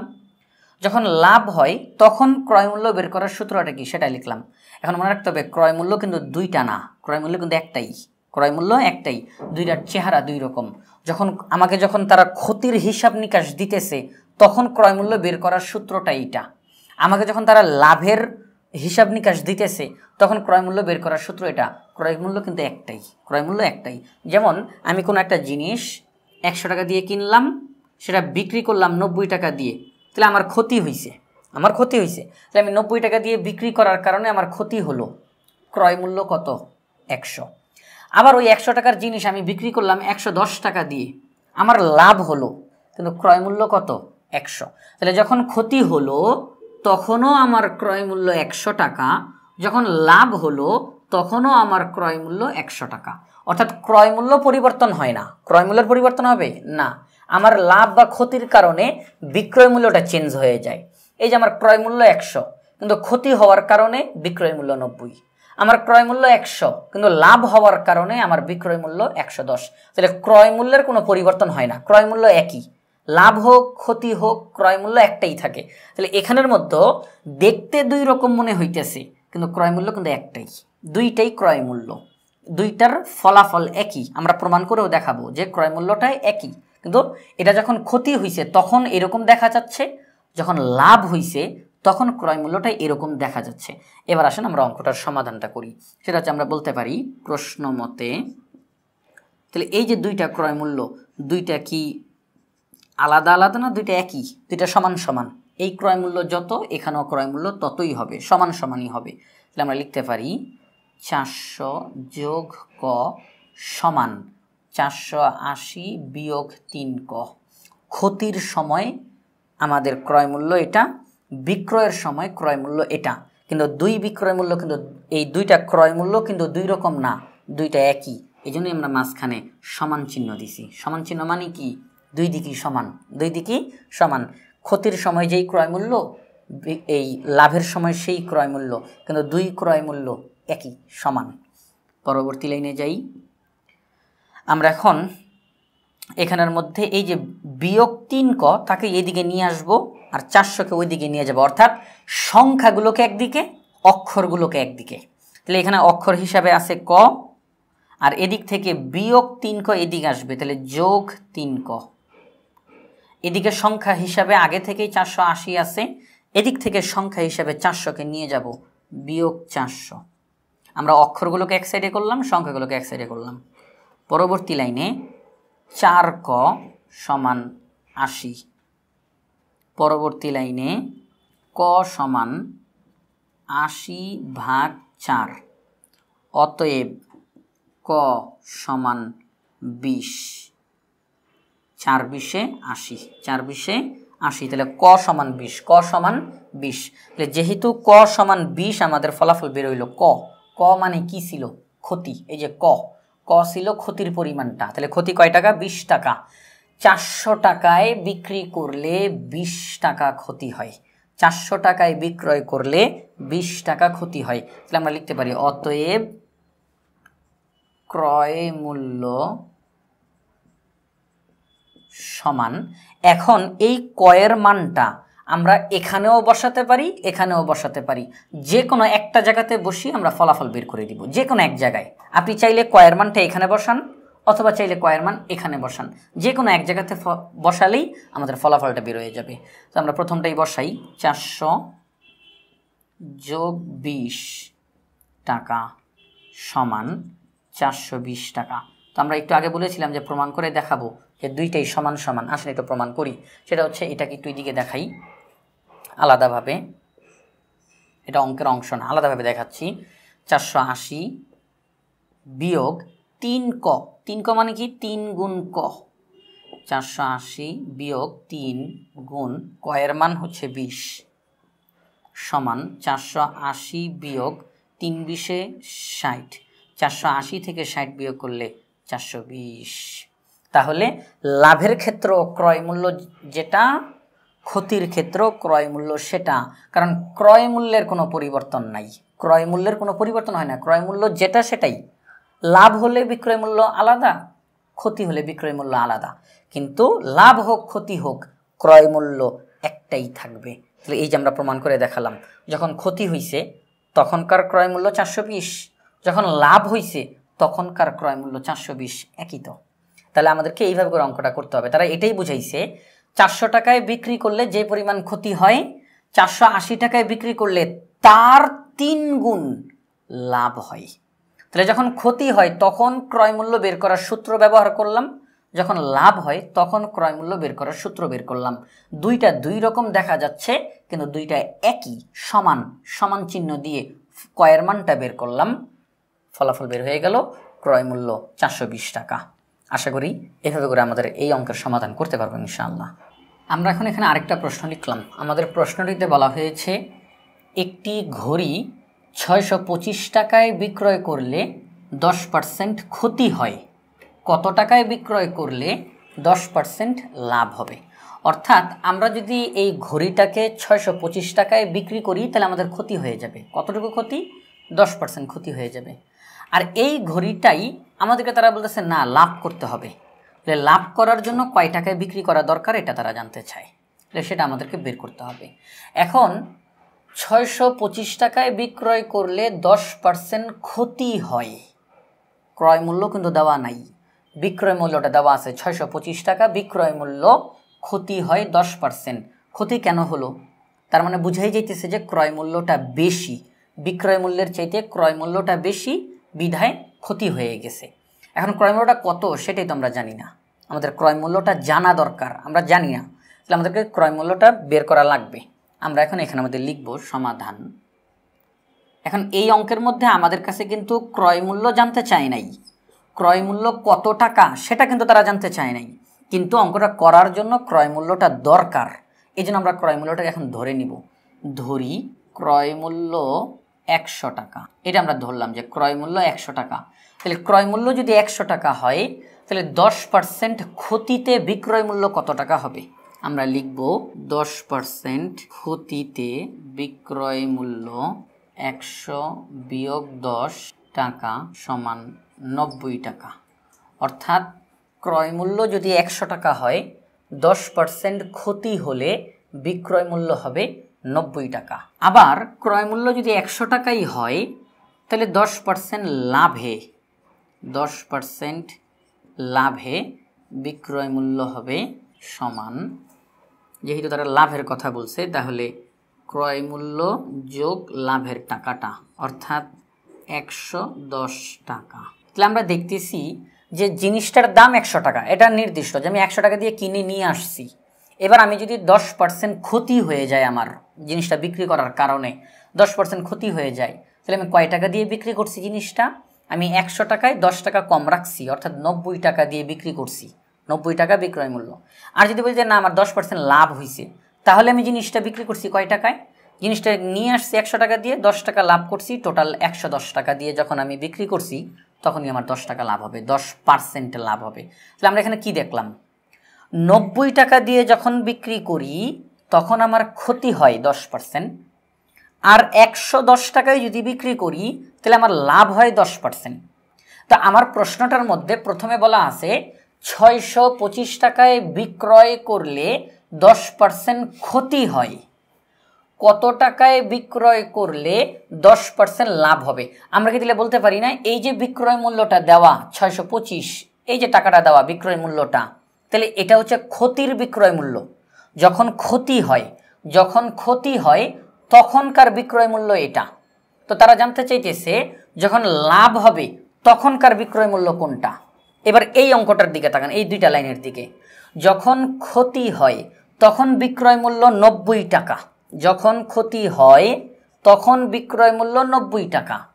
যখন লাভ হয় তখন বিক্রয় মূল্য 110 টাকা। অর্থাৎ 90 টাকায় বিক্রি করলে আমার ক্ষতি হয় 10%, 110 টাকায় বিক্রি করলে আমার লাভ হয় 10%। তাহলে আমি বলতে পারি 90 টাকার জিনিসটা আমাকে বিক্রি করতে হবে 110 টাকায়। 90 টাকার জিনিসটা আমাকে বিক্রি করতে হবে কয় টাকায়? 110 টাকায়। তাহলে আমি লাভের জায়গাতে চলে আসব। আমি এই মুহূর্তে আসি ক্ষতিতে, আমি ক্ষতিতে আসি। আমি অলরেডি জিনিসটা একবার বিক্রি করছি 90 টাকা দিয়ে, যার কারণে আমার ক্ষতি হয়ে গেছে। ওই জিনিসটা যদি এখন আমি আবার লাভের মুখ দেখতে চাই, 10% লাভ করতে চাই, তাহলে ওই 90 টাকার জিনিসটা আমাকে 110 টাকা দিয়ে বিক্রি করতে হবে, 110 টাকা দিয়ে বিক্রি করতে হবে, তাহলে আমার 10% লাভ হয়ে যাবে। তাহলে 90 টাকারটা বিক্রি করতে হবে কয় টাকায়? 110 টাকায়। যে জিনিস আমি 90 টাকায় বিক্রি করেছি তাকে 90 টাকায় বিক্রি না করে 110 টাকায় বিক্রি করতে হবে। যে জিনিসটা আমি 90 টাকা দিয়ে বিক্রি করেছি তাকে 90 টাকা দিয়ে বিক্রি না করে 110 টাকা দিয়ে বিক্রি করতে হবে, তাহলে আমার ক্ষতি হবে না, আমার লাভ হয়ে যাবে 10%। এটাই আমাদেরকে তারা বের করতে বলছে। তাহলে আমরা এখন লিখবো এখানের মধ্যে 90 টাকার পরিবর্তে বিক্রি করতে হবে 110 টাকায়। 90 টাকায় বিক্রি করলে আমার ক্ষতি হয়ে যায়, 110 টাকায় বিক্রি করলে আমার 10% লাভ হয়ে যায়। তাহলে এইটার বদলে এইটাতে আমাকে বিক্রি করতে হবে, তাহলে আমার লাভ হবে। তাহলে এখন আমরা লিখব অতএব 1 টাকার পরিবর্তে বিক্রি করতে হবে উপরে 110 নিচে 90 টাকায়। অতএব এইবার অঙ্কটার দিকে তাকান, তারা বলে দিছে যখন আমার ক্ষতি হইছে তখন বিক্রয় মূল্য কয় টাকা? 625 টাকা। কত টাকা? 625 টাকা। তাহলে 625 টাকায় বিক্রি করার কারণে আমার ক্ষতি হইছে, তাহলে আমি 625 টাকায় বিক্রি করব না। যদি লাভ করতে চাই তাহলে আমি 625 টাকায় বিক্রি করব না, 625 টাকার পরিবর্তে বিক্রি করতে হবে 110 গুণ 625 নিচে 90 টাকায়। এখন এখানের মধ্যে আমরা কাটাকাটি করব, সেটা হচ্ছে এই শূন্য আর এই শূন্য আমরা কাটতে পারি। তাহলে এখানে হয় 9, এখানে হয় 11, অর্থাৎ 10 দিয়ে কাটলাম। 10 9-এর মধ্যে 9 বার যায়, 10 110-এর মধ্যে 11 বার যায়। পরবর্তী লাইনে আমরা এখন উপরের সংখ্যাগুলো গুণ করব, নিচের সংখ্যাটা নিচে লিখব। তাহলে এখানের মধ্যে আমরা 11 দিয়ে যদি 625-কে গুণ দিই 6875 বের হয়। টাকায় কথাটা লিখলাম। পরবর্তী লাইনে গিয়ে 9 দিয়ে এটাকে ভাগ করতে হবে। আমরা যদি 9 দিয়ে 6875-কে ভাগ করি তাহলে হবে 763 সমস্ত 9/8 টাকায়। তার মানে আমরা এটা কি বের করলাম? আমরা বের করলাম 625 টাকায় বিক্রি করলে আমার ক্ষতি হয়, তাহলে 625 টাকার পরিবর্তে 763 সমস্ত 9/8 টাকায় বিক্রি করতে হবে, তাহলে আমার লাভ হবে। এটাতে বিক্রি করলে আমার ক্ষতি, এটাতে বিক্রি করলে আমার লাভ। তো তারা আমাকে লাভের যেই শর্তটা দিয়ে দিছে, আপনাকে 10% লাভ করতে হবে, তাহলে ওই শর্ত যদি আমাকে মানতে হয় তাহলে এই টাকাতেই আমাকে বিক্রি করতে হবে, নাহলে আমার লাভ হবে না। কিন্তু 10% লাভ হবে না। এই টাকাতে যদি আমি বিক্রি করি 10% লাভ হবে। তাহলে আমরা অঙ্কটা কিভাবে করলাম? প্রথমে 10% ক্ষতি যখন হয় তখন বিক্রয় মূল্য 90 টাকা, কারণ আমরা প্রথমেই ধরে নিছি ক্রয় মূল্য 100। 10% লাভ যখন হয় তখন আমার বিক্রয় মূল্য 110 টাকা। তাহলে আমি তো প্রথমে একবার বিক্রি করে ক্ষতি হয়ে গেছে আমার, এখন তারা বলতেছে যে না, আপনাকে এখন লাভ করতে হবে।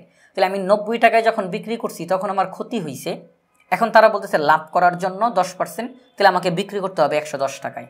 তাহলে যে জিনিসটা আমি 90 টাকা দিয়ে বিক্রি করেছিলাম তাকে এখন আমাকে বিক্রি করতে হবে 90 টাকার বদলে 110 টাকা দিয়ে বিক্রি করতে হবে, তাহলেই আমার লাভ হবে। তাহলে আমরা বিক্রি করেছিলাম মূলত সত্যিকার অর্থে, আমাদের প্রশ্নে বলা আছে যে আমরা ঘড়িটা বিক্রি করেছিলাম 625 টাকা দিয়ে, যার কারণে আমাদের ক্ষতি হয়ে গেছে। তাহলে আমরা বলতে পারি 625 টাকা দিয়ে বিক্রি করার কারণে ক্ষতি, লাভ করতে হবে এখন আমাদেরকে 625 টাকার পরিবর্তে বিক্রি করতে হবে 763 সমস্ত 9/8 টাকায়, তাহলে আমাদের লাভ হবে। তাহলে আমাদের কি হবে?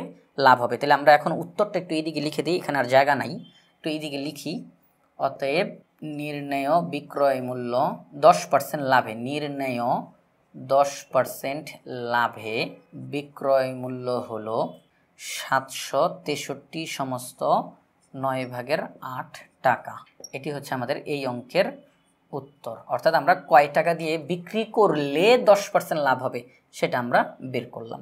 এটা হচ্ছে একভাবে করা যায়। আরেকভাবে অঙ্কটা করা যায়, সেটা হচ্ছে আমি একদম নির্দিষ্ট করে ক্রয় মূল্যটা বের করব, সেখান থেকে 10% লাভে আমরা যাব, তখন আমাদের এই একই ফলাফলটা বের হবে। সেটা বলি, সেটা হচ্ছে আমরা প্রথমেই করব যেই জিনিসটা, সেটা হচ্ছে 10% ক্ষতি হলো, তাহলে বিক্রয় মূল্য কত? 90 টাকা।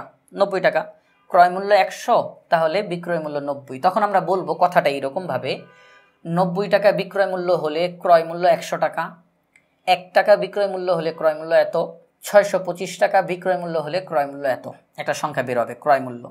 এবার আমাদেরকে তারা বলছে 10% লাভ করতে হবে, তাহলে 10% লাভ, তাইলে আমরা বলবো যে ক্রয় মূল্য যদি 100 টাকা হয় তাহলে 10% লাভে বিক্রয় মূল্য 110 টাকা। এইভাবে কথাটা এইভাবে করে লিখবো, ক্রয় মূল্য 100 টাকা হলে বিক্রয় মূল্য 110, ক্রয় মূল্য 1 টাকা হলে বিক্রয় মূল্য এত। একটু আগে যে ক্রয় মূল্যের যে ফলাফলটা বের করছি ওই ফলাফলটা এখানে আমাদের লিখবো।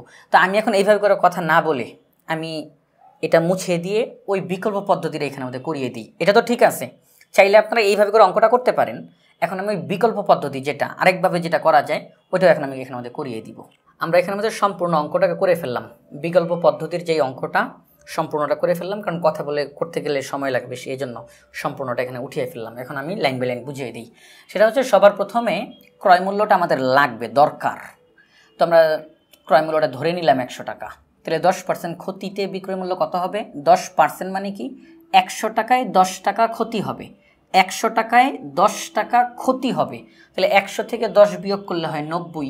তার মানে আমার যখন ক্ষতি হয়, 10% ক্ষতি হয়, তখন আমি জিনিসটা বিক্রি করেছিলাম 90 টাকা দিয়ে, জিনিসটা বিক্রি করেছিলাম 90 টাকা দিয়ে। তাহলে এখন আমি কথাটা বলবো এরকম, বিক্রয় মূল্য 90 টাকা হলে ক্রয় মূল্য 100 টাকা, কারণ আমার উদ্দেশ্য এই মুহূর্তে ক্রয় মূল্য বের করা। আর আমরা জানি যে যেটা বের করতে চাই তাকে লাইনের ডান দিকে লিখতে হয়, যেটাকে বের করা আমাদের উদ্দেশ্য তাকে লাইনের ডান দিকে লিখতে হয়।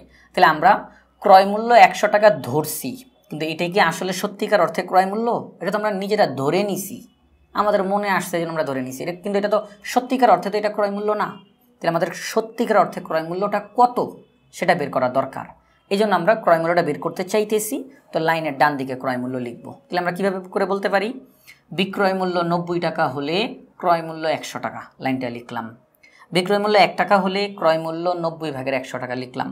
এখন বিক্রয় মূল্য আমার কত? বিক্রয় মূল্য আমার প্রশ্নে বলে দিছে 625 টাকায় বিক্রয় করলে, 625 টাকায় বিক্রয় করলে, তার মানে বিক্রয় মূল্য 625 টাকা।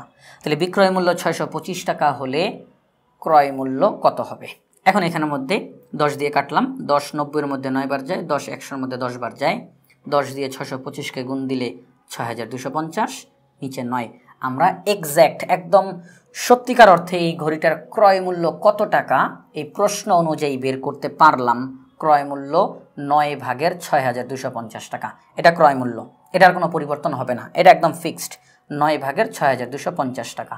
এবার একটু এদিকে আসি, সেটা হচ্ছে আমি যদি বলি যে 10% লাভ করতে হবে, 10% লাভ মানে কি, পার্সেন্ট মানেই 100, তাহলে 100 টাকায় 10 টাকা লাভ করতে হবে, 100 টাকায় 10 টাকা লাভ করতে হবে। তাহলে যে জিনিসটা আমি কিনলাম 100 টাকা দিয়ে, তারা বলে দিছে 10 টাকা লাভ করতে হবে, তাহলে আমি বিক্রি করব কয় টাকায়, 10 টাকা বাড়ায় বিক্রি করব। তাহলে 100-র সাথে 10 যোগ করলে হয় 110 টাকা, আমি বিক্রি করব 110 টাকা দিয়ে। 100 টাকার জিনিস বিক্রি করব 110 টাকা দিয়ে। তাহলে ক্রয় মূল্য 100 টাকা হলে বিক্রয় মূল্য 110 টাকা, 10% লাভ হবে, 10% লাভ হবে। 100 টাকার জিনিস 110 টাকায় বিক্রি করব, তাহলেই আমার 10% লাভ হবে। তাহলে ক্রয় মূল্য 100 টাকা হলে বিক্রয় মূল্য 110 টাকা, ক্রয় মূল্য 1 টাকা হলে বিক্রয় মূল্য 100/110। সত্যিকার অর্থে ক্রয় মূল্য কত, এই যে 9/6,250, এটা লিখলাম। তাহলে ক্রয় মূল্য 9/6,250 টাকা হলে বিক্রয় মূল্য কত হবে, আমরা জানি ভগ্নাংশের অঙ্কে যদি আমরা কোনো কিছুর মান বের করতে চাই তাহলে গুণ করতে হয়। ভগ্নাংশের অঙ্কে শুধু একের মান বের করতে হলে ভাগ করতে হয়, আর এক ব্যতীত অন্য কোনো কিছুর মান, ভগ্নাংশের অঙ্কে এক ব্যতীত অন্য কোনো কিছুর মান বের করতে হলে গুণ করতে হয়। 100/110 যা আছে তাই লিখলাম, গুণ 9/6,250 লিখলাম।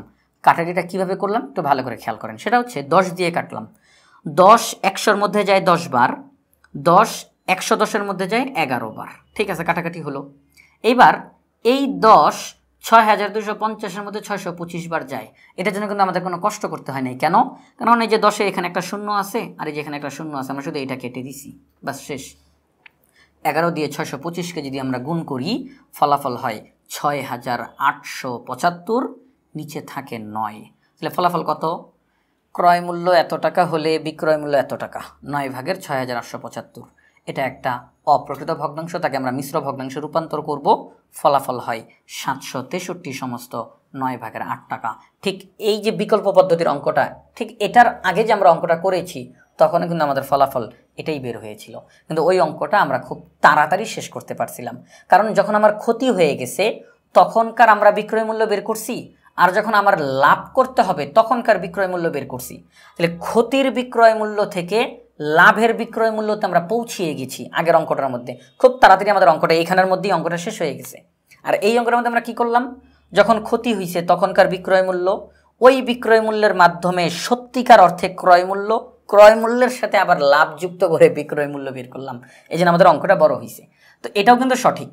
তো আমাদের আগের যেই পদ্ধতিতে অঙ্কটা করলাম, এখন যেই পদ্ধতিতে অঙ্কটা করলাম, এই দুই পদ্ধতির যে কোনো একটি পদ্ধতি আপনারা অনুসরণ করে অঙ্কটা করে দিতে পারবেন। এখন আগের অঙ্কটা ছোট আর এই অঙ্কটা বড়, এই জন্য এটা যেহেতু বড় তাহলে নাম্বারও বেশি, আগের অঙ্কটা ছোট এই জন্য নাম্বারও কম, তা কিন্তু না। অঙ্ক যেহেতু সঠিক হয়েছে, সঠিক নিয়মেই অঙ্ক করছি, ছোটোভাবে করি বড়োভাবে করি, নাম্বার যা তাই পাবো ইনশাআল্লাহ। এখন আমরা যেই প্রশ্নটা লিখলাম, আমাদের এই প্রশ্নতে বলা হয়েছে মাইশা প্রতি মিটার 20 টাকা দরে 15 মিটার লাল ফিতা ক্রয় করলো, অর্থাৎ 1 মিটার ফিতা 20 টাকা তার দাম, 1 মিটার ফিতা 20 টাকা দাম। তো এই হিসাবে সে 15 মিটার ফিতা সে কিনলো, লাল ফিতা। ভ্যাটের হার 4 টাকা। এই যে হার শব্দটা ব্যবহার করলো, ভ্যাট কাকে বলে আমরা আমাদের এই পর্বের একেবারে শুরুতেই কিন্তু এটা নিয়ে আলোচনা করেছি যে ভ্যাট কাকে বলে। তো এই হার মানেই শতকরার কথাটা বোঝানো হচ্ছে।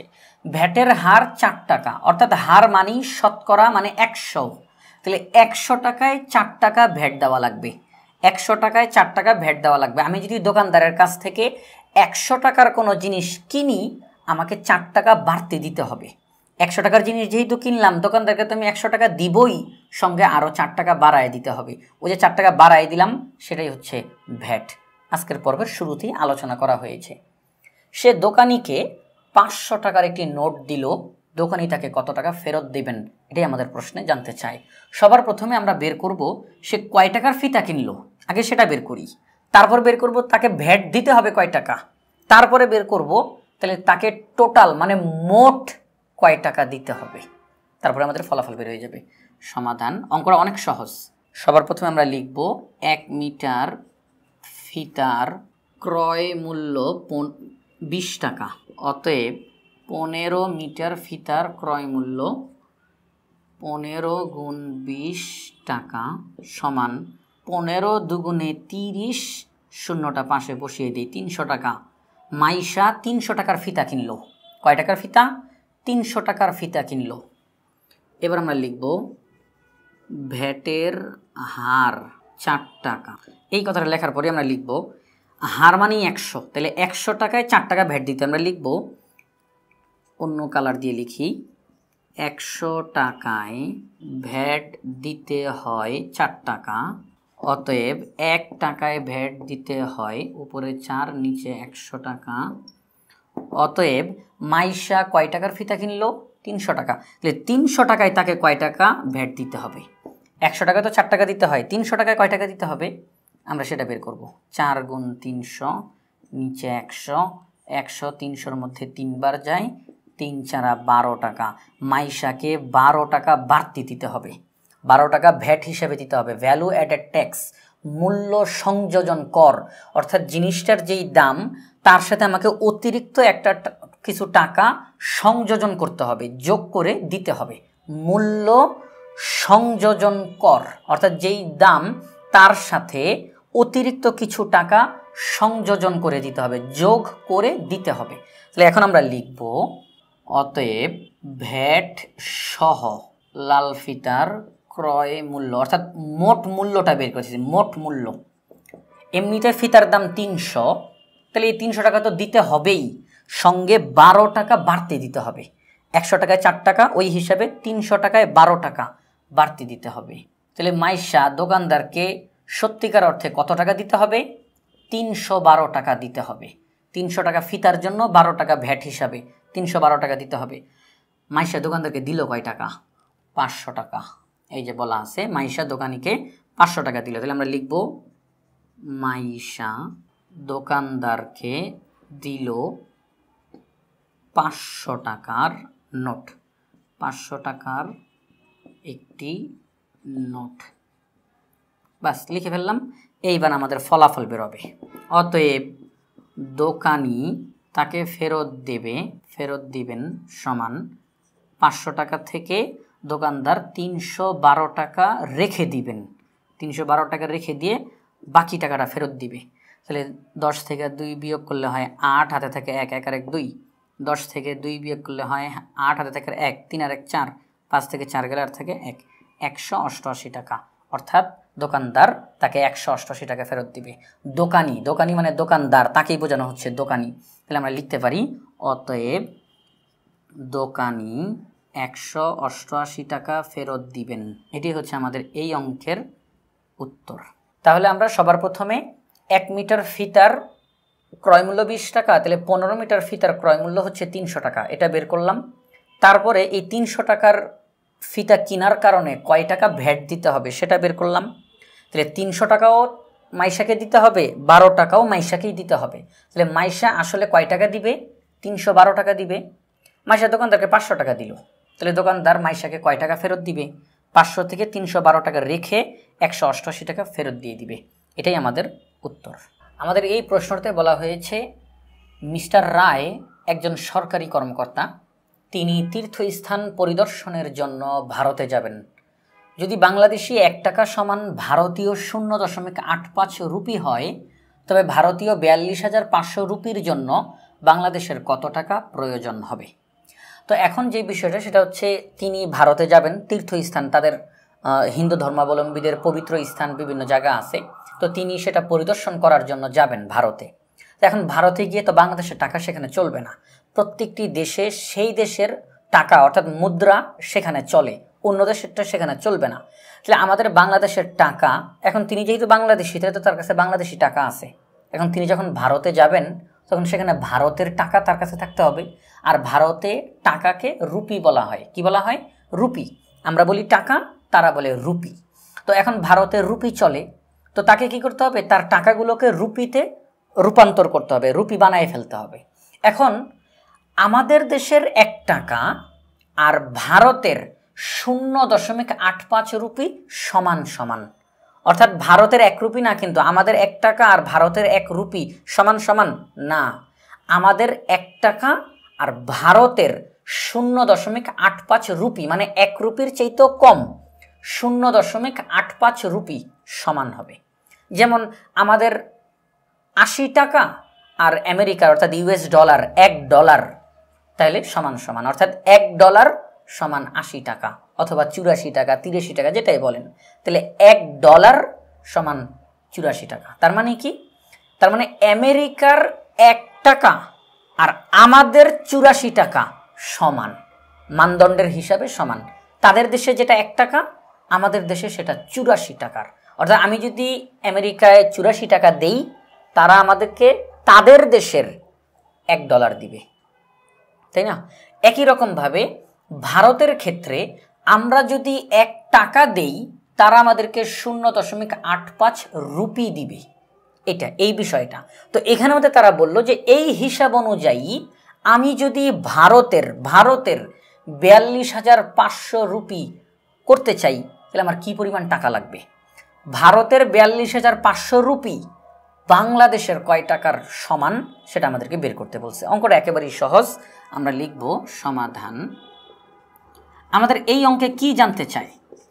বাংলাদেশি টাকার পরিমাণ জানতে চায়। আমরা জানি যে প্রশ্নে যেটা জানতে চাবে তাকে লাইনের ডান দিকে লিখব।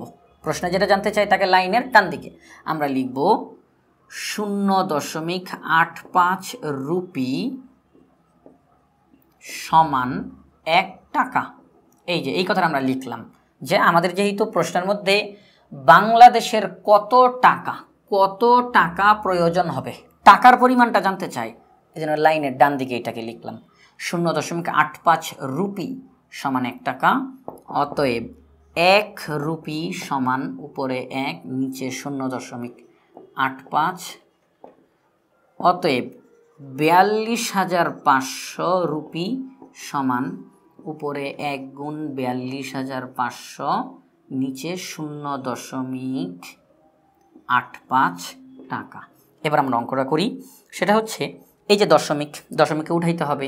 আমরা আমাদের একটু কয়েকটা অঙ্ক আগেই এটা নিয়ে অনেক কথা বলে আসছি। তাহলে দশমিকের জন্য দশমিকটা ভাগ চিহ্নের নিচে আছে, তাহলে দশমিক উঠানোর জন্য উপরের সংখ্যা আনবো। দশমিকের জন্য 1, দশমিকের ডান দিকে 2টা অঙ্ক আছে, 2টা শূন্য দিব, দশমিকটা উঠে যাবে। দশমিক উঠে গেলে কত দেখা যায়? শুধু 85 দেখা যায়। উপরে কি আছে? 1 গুণ 42,500। এটা হচ্ছে আমাদের অঙ্ক।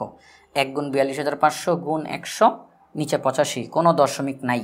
এবার 85 425-এর মধ্যে 5 বার যায়। একটু ভালো করে খেয়াল করবেন। 85 425-এর মধ্যে 5 বার যায়। 2টা শূন্য আছে, তাদেরকে কেটে দিয়ে পাশে বসিয়ে দিলাম। এখন কেউ যদি এভাবে করে না করেন, আপনি 5 দিয়ে কাটেন, 5 দিয়ে 85-কে কাটেন, 5 দিয়ে এটাকে কাটেন, সঙ্গে হলো ছোট বানিয়ে তারপরে আপনি কাটাকাটি করেন, কোনো সমস্যা নেই। তাহলে আমাদের কাটাকাটি করা শেষ। পরবর্তী লাইনে আমরা ফলাফলটা লিখে দিব। সেটা হচ্ছে 5 একে 5, 5 একে 5, 1 2 3 4, 4টা শূন্য। আমরা 4টা শূন্য এখানের মধ্যে বসিয়ে দিব, হয়ে গেল আমাদের অঙ্ক। তার মানে আমরা এখানে দেখতেছি ভারতের 42,500 রুপি বাংলাদেশের 50,000 টাকার সমান। অর্থাৎ আমরা যদি ভারতকে 50,000 টাকা দেই, ভারত আমাদেরকে 42,500 রুপি দিবে। এই দুইটা সমান সমান, তাদের মানদণ্ড সমান। আমার দেশের 50,000 টাকা, ভারতের 42,500 টাকা সমান, 42,500 রুপি সমান। এই জিনিসটাই তারা আমাদের প্রশ্নে জানতে চেয়েছে। এটাই আমাদের ফলাফল। আমরা লিখব যে বাংলাদেশের কত টাকা প্রয়োজন হবে। আমরা লিখব অতএব বাংলাদেশের 50,000 টাকা প্রয়োজন হবে। এটাই হচ্ছে আমাদের এই অঙ্কের উত্তর। বাংলাদেশের 50,000 টাকা প্রয়োজন হবে। এখন আমরা আরেকটি প্রশ্ন লিখলাম এবং এটি আমাদের আজকের পর্বের সর্বশেষ অঙ্ক। আমাদের এই প্রশ্নটিতে বলা হয়েছে নীলিম সাহেব একজন চাকরিজীবী, তার মাসিক মূল বেতন 22,250 টাকা, বার্ষিক মোট আয়ের প্রথম 2,50,000 টাকার উপর আয়কর 0 টাকা, পরবর্তী টাকার উপর আয়করের হার 10 টাকা হলে নীলিম কর বাবদ কত টাকা পরিশোধ করেন। অর্থাৎ এখানে তারা বলতেছে যে নীলিম সাহেব তিনি চাকরি করেন, তিনি প্রতি মাসে 22,250 টাকা মূল বেতন পান প্রতি মাসে। তো বার্ষিক মানে বছরে সারা বছরে মোট আয়, অর্থাৎ সারা বছরে তিনি মোট যে পরিমাণ আয় করে থাকেন ওই টাকা থেকে প্রথম 2,50,000 টাকা, প্রথম 2,50,000 টাকার উপরে আয়কর 0 টাকা, অর্থাৎ আয়কর দিতে হবে না। ওই 2,50,000 টাকার পরে যেই পরিমাণ টাকা থাকবে ওই টাকার উপরে তাকে কর দিতে হবে এবং আয়করের হার 10 টাকা। আয়কর কি? আয়কর হচ্ছে আয় করার ফলে ওই আয়ের উপরে যেই করটা দিতে হয়, আয়ের উপরে যেই কর দিতে হয় তাকে বলা হয় আয়কর। আমরা যখন কোনো একটা কিছু কিনে থাকি তখন ওই মূল্যের উপরে যখন কোনো কর দিই তাকে বলা হয় ভ্যাট। আর যখন আমরা ইনকাম করি, আয় করি, এই আয়ের উপরে যখন আমরা কর দিই তাকে বলা হয় আয়কর, যাকে আমরা ইংরেজিতে বলি ইনকাম ট্যাক্স। তাহলে এই যে আয়কর, তো আয়করটা প্রতি মাসে মাসে নেওয়া হয় না, সারা বছর আমি কি পরিমাণ টাকা আয় করলাম ওই হিসাবটা করে তারপর সেখান থেকে প্রথম 2,50,000 টাকার উপরে আয়কর নিবে না। এই যে আয়কর 0 টাকা, মানে আয়কর নিবে না। আমি সারা বছরে যেই পরিমাণ টাকা আয় করলাম সেখান থেকে প্রথম 2,50,000 টাকার উপরে আয়কর নিবে না। ওই 2,50,000 টাকা বাদ দিলে যেই পরিমাণ টাকাটা থাকে তার উপরে তারা আয়কর নিবে। আর আয়কর যখন নিবে তারা বলে দিছে হার 10 টাকা, হার মানে 100, প্রতি 100 টাকায় 10 টাকা দিতে হবে। আমি 2,50,000 টাকার পরে যে পরিমাণ টাকা আয় করব সেখান থেকে প্রতি 100 টাকায় 10 টাকা দিতে হবে সরকারকে। প্রতি 100 টাকায় 10 টাকা আমি সরকারকে কর হিসেবে দিয়ে দিব। তাহলে এখন সারা বছরে যে মোট আয়, সারা বছরে নীলিম সাহেব কি পরিমাণ বেতন পান সেটাকে আমরা একটু বের করি।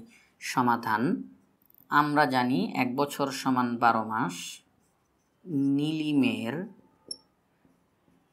1 মাসের বেতন, 1 মাসের বেতন কথাটা না বলে যদি আমরা এখানে আয় কথাটা বলি তাহলে বেশি ভালো হয়। নীলিমের 1 মাসের আয় 22,250 টাকা, অতএব 12 মাসের, আমি যদি সারা বছরটা বের করব, 12 মাসের আয় সমান 22,250 গুণ 12 টাকা। যদি আমরা গুণ করি ফলাফল বের হবে 2,67,000 টাকা। 1 বছরের ইনকাম, নীলিম সাহেব 1 বছরে কি পরিমাণ টাকা আয় করে সেটা আমরা বের করলাম। 2,67,000 টাকা তিনি 1 বছরে আয় করেন।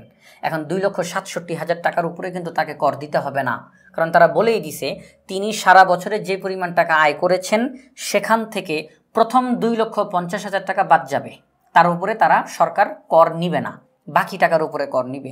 যে কত টাকার উপরে তাকে কর দিতে হবে সেটা আমরা এখন বের করব। আমরা লিখব অতএব করযোগ্য টাকার পরিমাণ বা আয়ের পরিমাণ, করযোগ্য আয়ের পরিমাণ, করযোগ্য আয়ের পরিমাণ। করযোগ্য আয়ের পরিমাণ মানে কি? কত টাকার উপরে তাকে করটা দিতে হবে। এই পুরা টাকার উপরে কিন্তু তাকে কর দিতে হবে না, কত টাকার উপরে কর দিতে হবে। করযোগ্য 2,67,000 টাকা কিন্তু করযোগ্য না, মানে এটা পুরাটার উপরে কর দিতে হবে না। তাহলে মূলত কর দিতে হবে কত টাকার উপরে সেটা আমরা লিখলাম। করযোগ্য আয়ের পরিমাণ, সম্পূর্ণ আয় হচ্ছে 2,67,000, সেখান থেকে 2,50,000 টাকা বাদ যাবে, কারণ সরকার বলেই দিছে 2,50,000 টাকার উপরে কর নেওয়া হবে না, সমান 2,67,000 থেকে 2,50,000 বাদ দিলে আর থাকে 17,000 টাকা। আর এখানে আরেকটা বিষয়, আমি যদি একটু এখানে যদি একটা লাইন লিখে দিই ওটা একটু বেশি ভালো হয়। সেটা কি? সেটা হচ্ছে এখানে যেহেতু বলে দেওয়া হয়েছে যে প্রথম 2,50,000 টাকার উপরে আয়কর 0 টাকা, এই জন্যই আমরা 2,50,000 টাকা বাদ দিছি। এই যে 2,50,000 টাকা কেন বাদ দিলাম সেই কারণটা যদি আমরা একটু এখানে লিখে দিই সেটা একটু বেশি ভালো হয়। আমরা ওই লাইনটা লিখে দিব। এই যে আমরা পুরো কথাটা এখানে লিখে নিলাম, যেহেতু প্রথম 2,50,000 টাকার উপর আয়কর 0 টাকা, সেহেতু করযোগ্য আয়ের পরিমাণ 17,000 টাকা। এই 17,000 টাকার উপরেই আমাকে ট্যাক্স দিতে হবে, এই 17,000 টাকার উপরেই আমাকে আয়কর দিতে হবে। দেখছেন, 2,67,000 টাকা সে ইনকাম করলো, কিন্তু এই পুরো টাকার উপরে তাকে কর দিতে হয় নাই, কারণ সরকার তাকে এই 2,67,000 টাকার মধ্যে 2,50,000 টাকা কিন্তু বাদ দিয়ে দিছে। ওই টাকার উপরে সরকার কোনো ট্যাক্স নিবে না। বাকি যেই টাকা 17,000 টাকা, এইটার উপরে সরকার ট্যাক্স নিবে। এখন কিভাবে করে ট্যাক্স নিবে সেটাও সরকার বলে দিছে যে 100 টাকায় 10 টাকা নিবে, প্রতি 100 টাকায়, প্রতি 100 টাকায় 10 টাকা তারা নিবে। তাহলে আমরা লিখবো, এখানের মধ্যে অঙ্কটা করি, এখানে বাকি অংশটা করব। আয়করের হার 10 টাকা, কথাটা লিখে নিলাম। এইবার লিখব হার মানে কি 100, তাহলে 100 টাকায় 10 টাকা, তাহলে আমরা লিখব 100 টাকায় কর দিতে হবে 10 টাকা। অতএব 1 টাকায় কর দিতে হবে, পরে 10 নিচে 100 টাকা। অতএব 1700 টাকা, অর্থাৎ 1700 টাকার উপরে কর দিতে হবে। 10 গুণ 1700 নিচে 100, 100তে 2টা শূন্য আছে, 1700তে 2টা শূন্য আছে, কেটে দিই। 17, 17 একে 17, আর পাশে একটা শূন্য বসিয়ে দিই। তবে এখানের মধ্যে একটুখানি আমাদের এখানে 17,000, আমি এখানে একটা শূন্য কম দিছি, এই যে এখানে একটা শূন্য কম দিছি, শূন্যটা এখানে পাশে বসিয়ে দিলাম। বাস, এইবার আমাদের অঙ্ক ঠিক আছে। 170 একে 170, পাশে শূন্যটা বসিয়ে দিই, শেষ আমাদের অঙ্ক। আমি এখন অঙ্কটা সম্পূর্ণটা একবারে বলে দিব এখন। তেমনি নির্ণয় আয়করের পরিমাণ 1700 টাকা, এটা হচ্ছে আমাদের এই অঙ্কের উত্তর। তাহলে এবার সম্পূর্ণ অঙ্কটা আমরা বলি।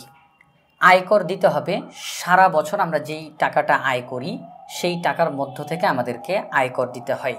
এখন আয়কর যখন দিব, সরকার আমাদের নির্দিষ্ট একটা পরিমাণ টাকার উপরে কর নেয় না, ওই টাকা বাদ দিয়ে যে পরিমাণ টাকা থাকে ওইটার উপরে সরকার কর নেয়, তাকে বলা হয় আয়কর। অর্থাৎ আয় করার পরে ওই আয়ের উপরে যেই করটা দিতে হবে সেটা আয়কর। তাহলে আয়কর হিসাব করা হয় সারা বছরের আয়ের উপরে। তাহলে 1 বছর মানে 12 মাস। নীলিম সাহেব 1 মাসে আয় করেন 22,250 টাকা, তাহলে 12 মাসে আয় করেন 2,67,000 টাকা। সরকার বলেই দিছে যে প্রথম 2,50,000 টাকার উপরে কর নেওয়া হবে না, 0 টাকা কর, 0 টাকা, তার মানে নিবে না। তাহলে 2,67,000 টাকার মধ্য থেকে 2,50,000 টাকা বাদ, এই টাকার উপরে কোনো ট্যাক্স নাই, বাদ। তাহলে আর থাকে কত? 17,000 টাকা এখনো থেকে যায়। এই 17,000 টাকার উপরে সরকার আয়কর নিবে। আয়করের হার 10 টাকা, অর্থাৎ হার মানি 100। তাহলে 100 টাকায় 10 টাকা নিবে, 100 টাকায় 10 টাকা নিবে। আমার কাছে যদি এখন 100 টাকা থাকে, ওই যে 2,50,000 টাকা বাদ দেওয়ার পরে, 2,50,000 টাকা বাদ দেওয়ার পরে আমার কাছে যদি 100 টাকা থাকে, সেখান থেকে সরকার 10 টাকা নিয়ে নিবে। যদি 200 টাকা থাকে, সরকার 20 টাকা নিয়ে নিবে। অর্থাৎ প্রতি 100 টাকায় কর দিতে হবে 10 টাকা। তাহলে 1 টাকায় কর দিতে হবে 100 ভাগের 10 টাকা। আমার কাছে নীলিম সাহেবের কাছে টাকা আছে কয় টাকা? 17,000 টাকা। তাহলে 17,000, এই যে এখানে একটা শূন্য কম হয়ে গেছে, 17,000 টাকা। 17,000 টাকায় কর দিতে হবে কত টাকা? তাহলে 17,000 আমরা উপরে লিখলাম, তাহলে 10 গুণ 17,000 নিচে 100, কাটাকাটি করার পরে আমরা ফলাফল পেলাম 1700 টাকা। অর্থাৎ নীলিম সাহেব 1 বছরে আয় করছেন 2,67,000 টাকা, সরকারকে ট্যাক্স দিয়েছেন 1700 টাকা। অর্থাৎ ট্যাক্স যে অনেক বেশি পরিমাণে হবে তাও কিন্তু না, কারণ প্রথমেই একটা নির্দিষ্ট পরিমাণ টাকা বাদ দিয়ে দেওয়া হয়, এটার উপরে কোনো ট্যাক্স নেওয়া হয় না, বাকি টাকার উপরে নেওয়া হয়। তাহলে আমরা দেখলাম নীলিম সাহেব যে পরিমাণ আয় করেন এই হিসাবে 1 বছরে তাকে 1,700 টাকা আয়কর দিতে হবে। এটাই আমাদেরকে তারা জিজ্ঞাসা করছে, কর বাবদ কত টাকা পরিশোধ করেন? আমরা লিখলাম নির্ণয় আয়করের পরিমাণ 1,700 টাকা। এটি হচ্ছে আমাদের এই অঙ্কের উত্তর। আশা করি আজকের পর্বটি তোমাদের ভালো লেগেছে। পরবর্তী পর্ব দেখার আমন্ত্রণ জানিয়ে আজকের মতো এখানেই বিদায় নিচ্ছি। আসসালামু আলাইকুম।